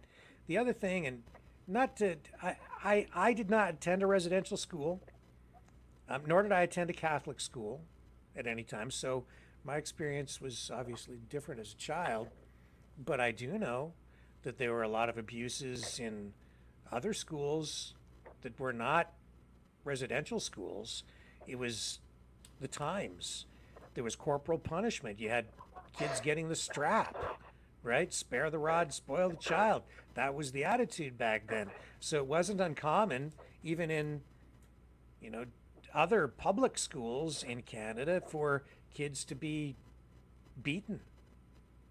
Fingers wrapped with a ruler, That's physical abuse. That's the kind of stuff that took place back then. And I'm sure that there was a lot of sexual abuse, too, that was taking place that was probably swept under the carpet, that people didn't hear about, that today, I think there's more reporting of it, but probably a lot less back then, all across the board. And it was a different time medically as well. The lady, the one, I can't remember their names now, but the one lady made reference to one of the children of the time becoming ill, and there was a notation in the record saying that they had to be sent home. She took issue with that. What were the circumstances surrounding that? Why weren't they sent to a hospital?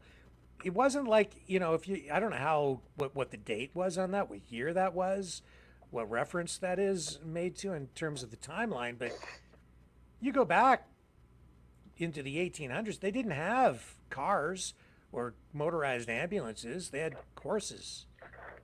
So it wasn't a matter of like call 911 and an ambulance shows up at the front door and they take you to a hospital and give you penicillin, which didn't exist at the time. All right, and John, it sounds like you're breathing heavily into the microphone or something, and some people are making comments about it.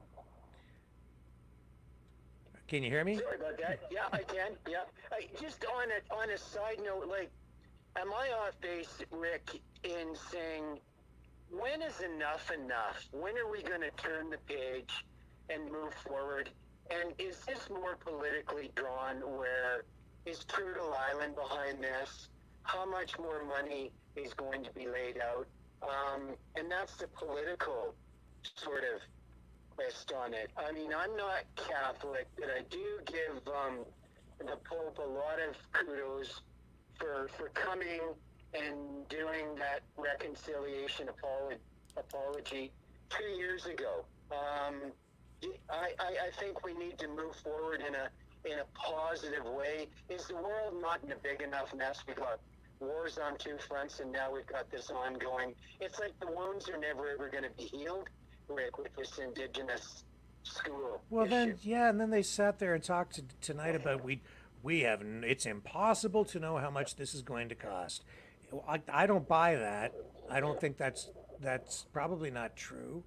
And to then say that they just want sustainable funding, that sets off alarm bells for me, right? It's like, I don't know, is it going to take 20 years, 30 years, a decade, 2 decades? I don't know. But somebody should be able to quantify this thing and give us at least some sort of a ballpark. Then you can lay out a plan, you can get the funding in place, you can give people what they need to do the job, and go get it done, and go get us the truth. Whatever that is. It seems to me, though, they've already, in some respects, they've already reached a conclusion. They already think they have their truth. So that's what's being conveyed. And if they already have what they think is the truth, to the degree where they're ready to pass legislation to throw people in jail if they deny whatever that truth is supposed to be without actually doing the proper investigation, which they say is going to take so long that they can't quantify it or tell you how much it's going to cost, or even how many years or decades it might take. So they're going to start throwing people in jail if they say the wrong thing based on what might not even be the truth. So what's the truth? Like, how can that doesn't jive? Like, I'm sorry, but I don't mean to, and I don't mean that in an instance. I want the truth. I want the truth, as whatever that truth is, and whatever it is that we're looking for here. Is it bodies in a mass grave? Then let's go get it. Let's go get the evidence. Is it just documentation of abuses of children? Was it murders of children? Was it children dying from disease because they weren't cared for properly? Allegations there of experimentation conducted on children. Is that true? Then let's get the truth. Whatever it is, I'm up for it. I can take it. We need it so that we can actually get reconciliation and then come together, heal as nations, so that their nations within our nation can heal, and we as a nation can heal. Because it isn't all coming together as Canadians. It's about Canada coming together with the First Nations. That's what's needed. Anything less is not gonna get us anywhere.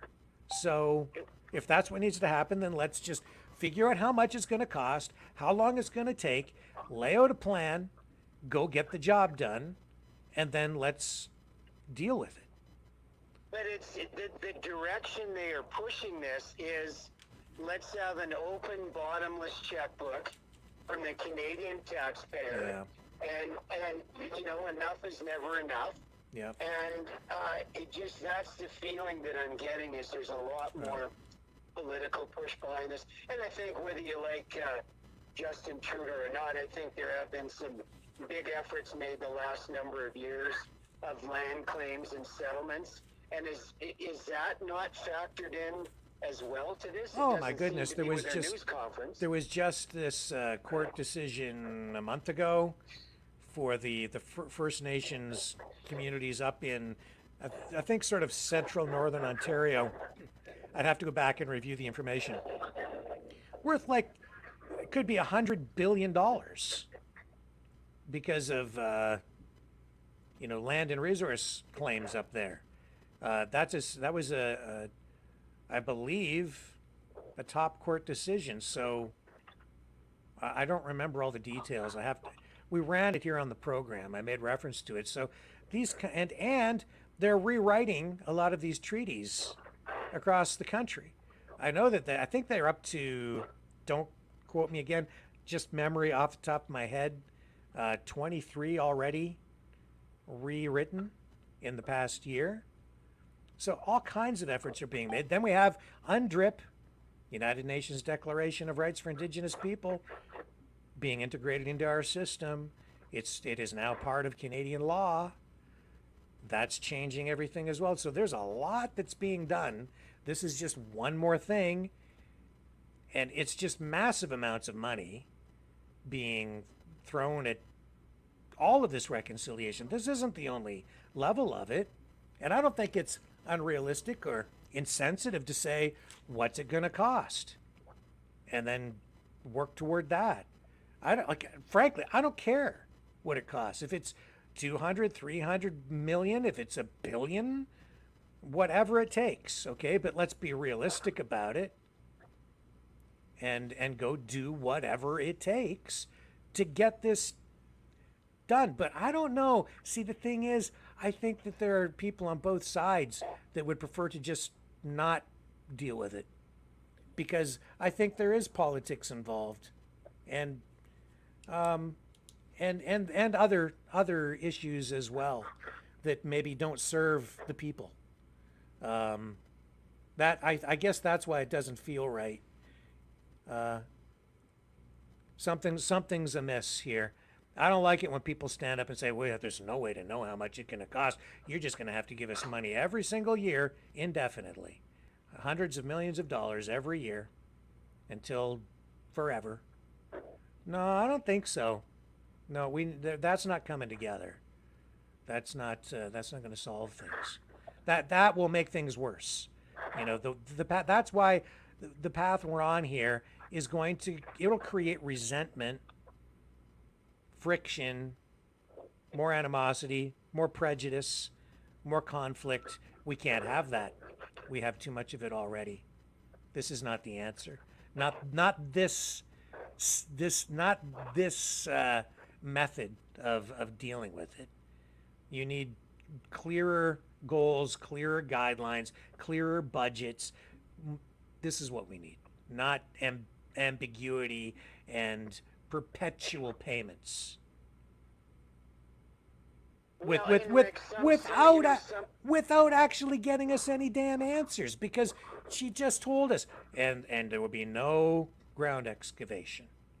Okay, so a lot of research with no actual conclusions, just murky allegations of mass graves and mass murderous genocide, which we already know they've walked that back because it's just demonstrably at this point not provable on that level. Now you want to talk about cultural genocide? Okay, we can have that discussion. They just seem, Rick, when you keep picking away at the wound or the cut or the problem and picking away at it, it never has a chance to heal up and become healthy and move forward.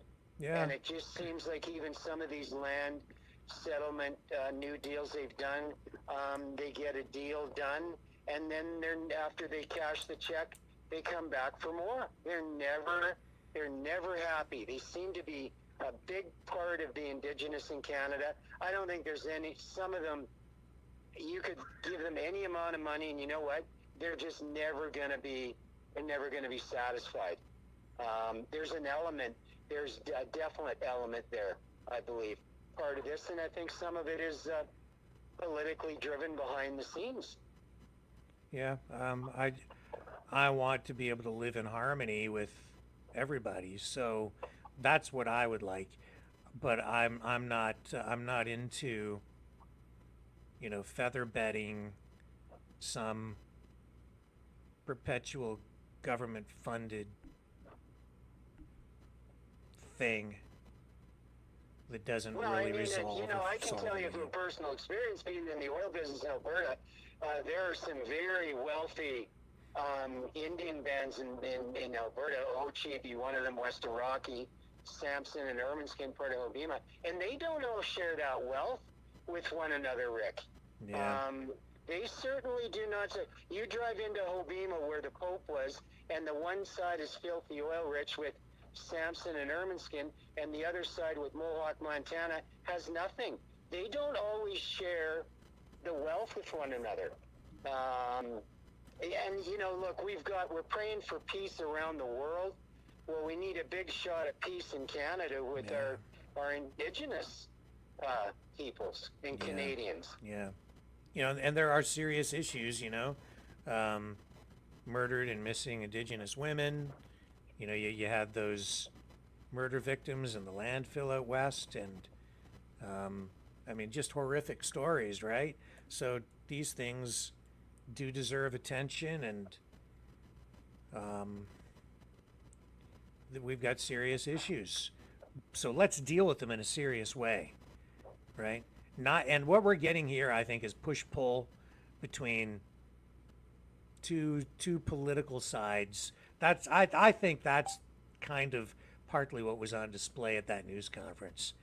And you've got the government on one side. I think she's kind of right in that they're making these grandiose promises, but I think that's politics too, for optics, especially going into an election year or whatever. But the government makes these promises. They look like they're being sensitive and politically correct and progressive by saying, "Oh, we're gonna, earmark $290 million or whatever," and then when push comes to shove, when it comes right down to it, yeah, they probably did cut the budget, or they did cap something, or it never was real to begin with, or it's just it was portrayed in such a way that the money's really there, but it's over a longer period of time or something. That's the way the government kind of plays, on everything. So I get that. But then on the other hand, it's like, well, but we need sustainability in our funding indefinitely. Well, now you're getting it on the other side. So politics. We need to start doing things that help the people. Well, and Rick, how much longer is the Canadian taxpayer going to be held in one way, allegedly, forever? Ransom on this, because the federal government has been at the table, like Trudeau or not, moving forward, and it's just we need to come together as Canadians across this country with our Indigenous people and turn the page and move forward on healing. That's what today was supposed to be all about. And then to watch the end of our news conference, it just gave me such a sick feeling in my gut of more division and ripping and tearing all the progress we have made. It's like rip it and tear it apart and open the wound up again, and let's continue on.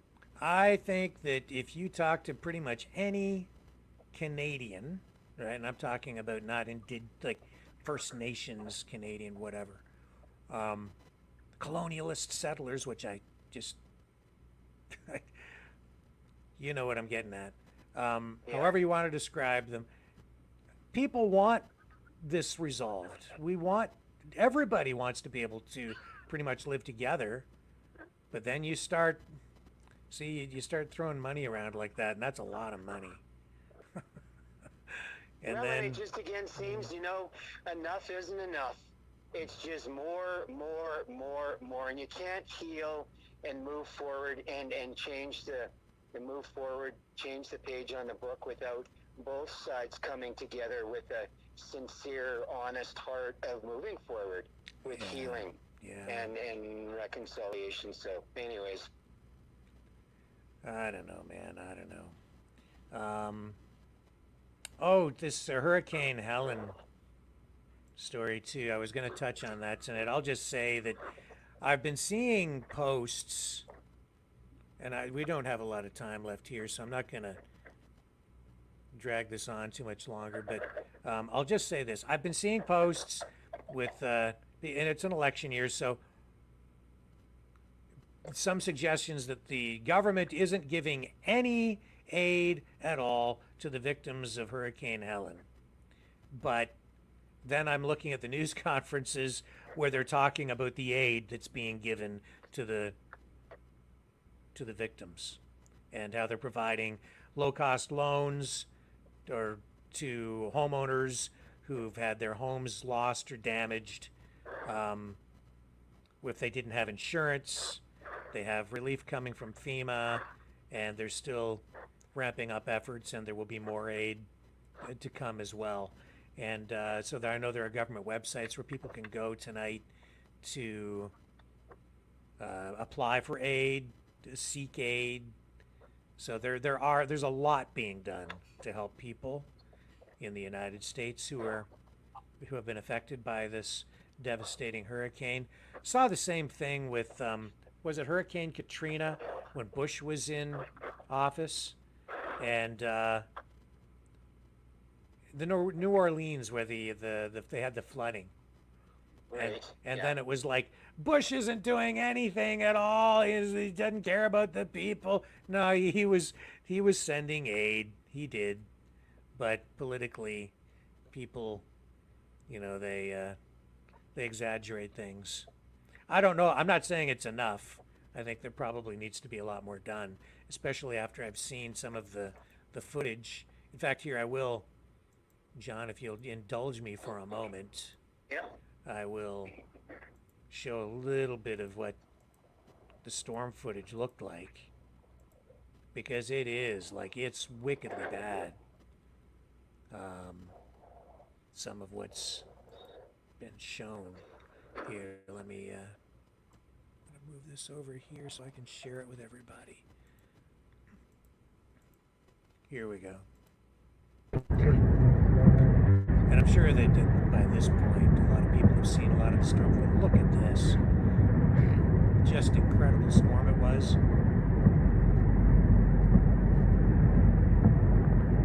Incredible winds, massive amounts of water across this highway.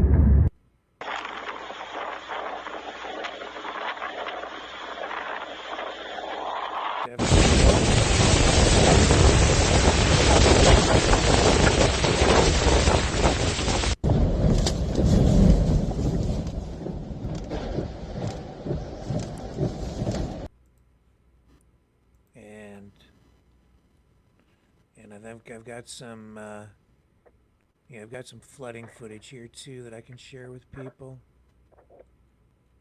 Terrible stuff here. I'll show you. Here, let me get rid of this audio.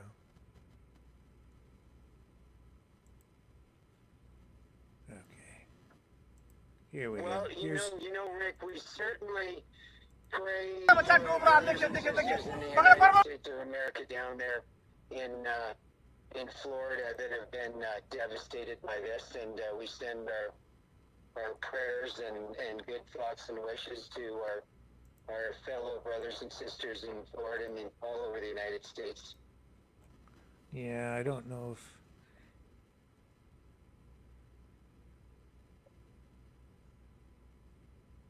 Yeah, those last images were not from Hurricane Helene, so I apologize. That was from a totally different country. It just, it came up in the feed. And, I have to be cautious here, too, because, as much as this stuff all looks authentic to me, like, with so much fake crap out there these days, I caution everything you see now. I have to say, I've not been able to independently verify the authenticity of any of this video. It looks like it's real, and that's about all I can say about it. Oh, I hope not. Look at that. Oh, we're gonna This go is up in down the in attic. We Tennessee. have to, guys. We came quick. Love y'all. Holy smokes, look at that. Can you see that, John? No, I'm on my phone. Yeah. Just like water right up to the roof of the houses. Roofs of the houses. Yeah, and just when you think you're having a bad day, Ricky, there's always one of our fellow friends having one a little worse than us. That's why we gotta pray for everybody. Give them our good wishes. Yeah. Power in the prayer, Rick. Never underestimate power in the prayer. Yes, indeed. Well. Any other thoughts tonight, John? No, As just best wishes to our Canadian Indigenous people across Canada wide, from Western Canada through Central and down East, and our good wishes to our brothers and sisters in the United States and Florida and people that have been hit and devastated. So always a privilege, sir, to be on your platform. And thank you, Rick. You don't get enough thank yous for doing what you do, your dedication and delivering real news to people. The shows are not always to do, but they're on topic and they're based in truth. Well, thank you, John, and thank you for everything you do too, sir. Appreciate it. Yeah, and I was contacted by those ladies just before we came on the air, like literally 5 minutes. Save the park. Yeah, 5 minutes before airtime. So we have a special story coming up with those ladies that you sent over here, probably within the next day or two. So stay tuned for that, folks. John has a special story he's going to share with us. Out of what city are we in? Calgary? Calgary, down in old famous Bowness. Oh, you're gonna love them. Maverick's gonna love them. Yeah, don't give the story away. Don't give the story away. Don't spoiler. It's not like alert. Thelma and Louise Spitfires, fighting for Their community. fighting for the little guy, David and Goliath. Yeah, there you go. So that's coming up later this week. All right, John. Thank you, sir. You have a great evening. Cheers. Take God care. bless you. Bye-bye. Bye. Okay, and you can support the program if you are so inclined, and we really could use the help. End of the month and bills to pay. And yeah, we actually really could use the help this month a little bit. Yeah. So you can do that by donating at, where's my banner? I need the banner. There we go. Too many of them up here. I got to trim some of these out. Okay. You can donate at maverickdonations.com. That's the Give, Send, Go. Or you can also donate at freedomreporters.com. $30 or more, I will send you a t-shirt. Tell me which one you want. Maverick News, one of the Trump Fighting for Freedom t-shirts, or just the Trump Fight shirt with the image of him after he was shot with his fist in the air, or an Exile the Knights of Malta t-shirt. Send you one of those. We also have hoodies. $60 or more. 60, 65, 60. $60. It'll be 60 tonight because that's what I said. And I'll send you a hoodie as a thank you for any donation. Polo shirts, like golf shirts with embroidered logos, 45 or more. And what else do we have? That's pretty much it. I think we've got some long sleeve tees as well. Don't remember what they're worth, but if you want one, email me, I guess, and I'll tell you what we need to do about that. Anyway, we've got stuff that we can send as compensation. Plus, anybody that donates tonight, $10 or more, and I'll send you the Free Dog album, all 10 songs, inspirational tunes to build pride and optimism Pride in your nation. Pride in Canada. Be proud of your country. Be happy, and in the U.S. too. We've got some U.S.-focused songs of inspiration as well. All of them, though, about freedom on every level, including the tune Free Dog, which I should share that with you again tonight as we prepare to close out the program. Thank you, everybody, for hanging out here with me. I will be back tomorrow night, 7 p.m. Eastern Time, right here on the Maverick News Channel. I'm going to leave you with Free Dog, $10 or more. Or if you donate more and get a t-shirt or a hoodie or a golf shirt, polo shirt, I'll send you the whole Free Dog album. And it's pretty awesome. Especially the Free Dog song. I love that. And Cosmo says hi. I'll see you guys tomorrow night, 7 p.m. Eastern, on the flip side.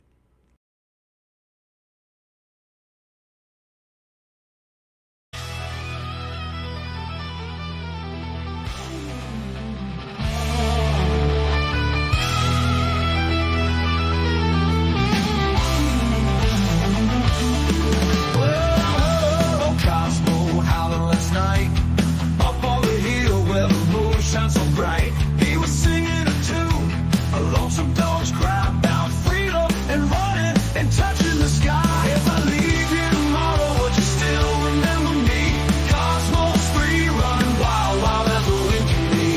He's a free dog, he's a free dog, he's a free dog. Cosmos got them paws that just itch to roam. He's chasing his dreams, he's far from home. With a heart full of love and a spirit so free, he's living his life wild and carefree. If I leave here tomorrow, would you still remember me? Cosmos free, running wild, wild as the wind can be. He's a free dog, he's a free dog, he's a free dog.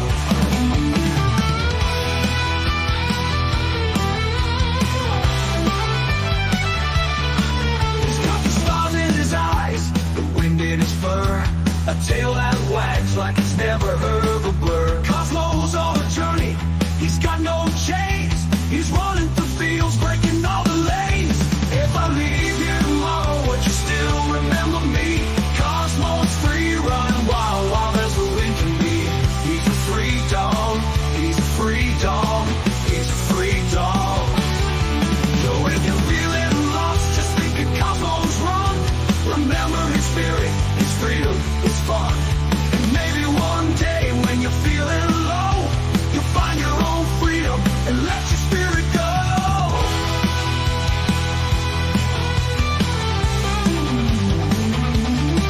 If I leave here tomorrow, would you still remember me? Cosmos free, running wild, wild as the wind can be. He's a free dog, he's a free dog, he's a free dog.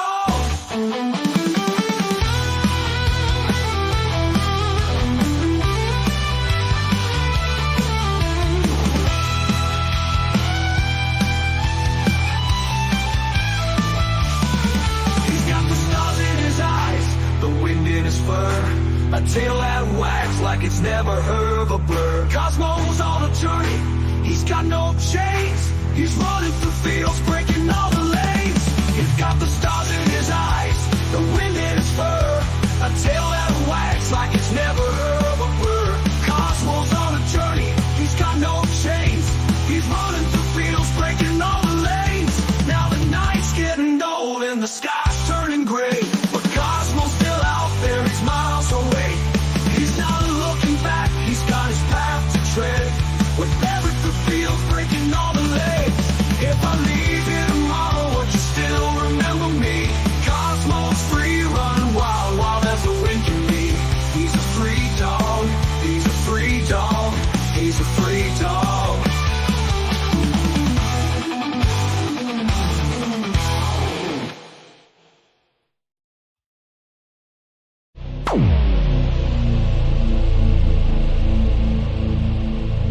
This has been a Maverick Multimedia production.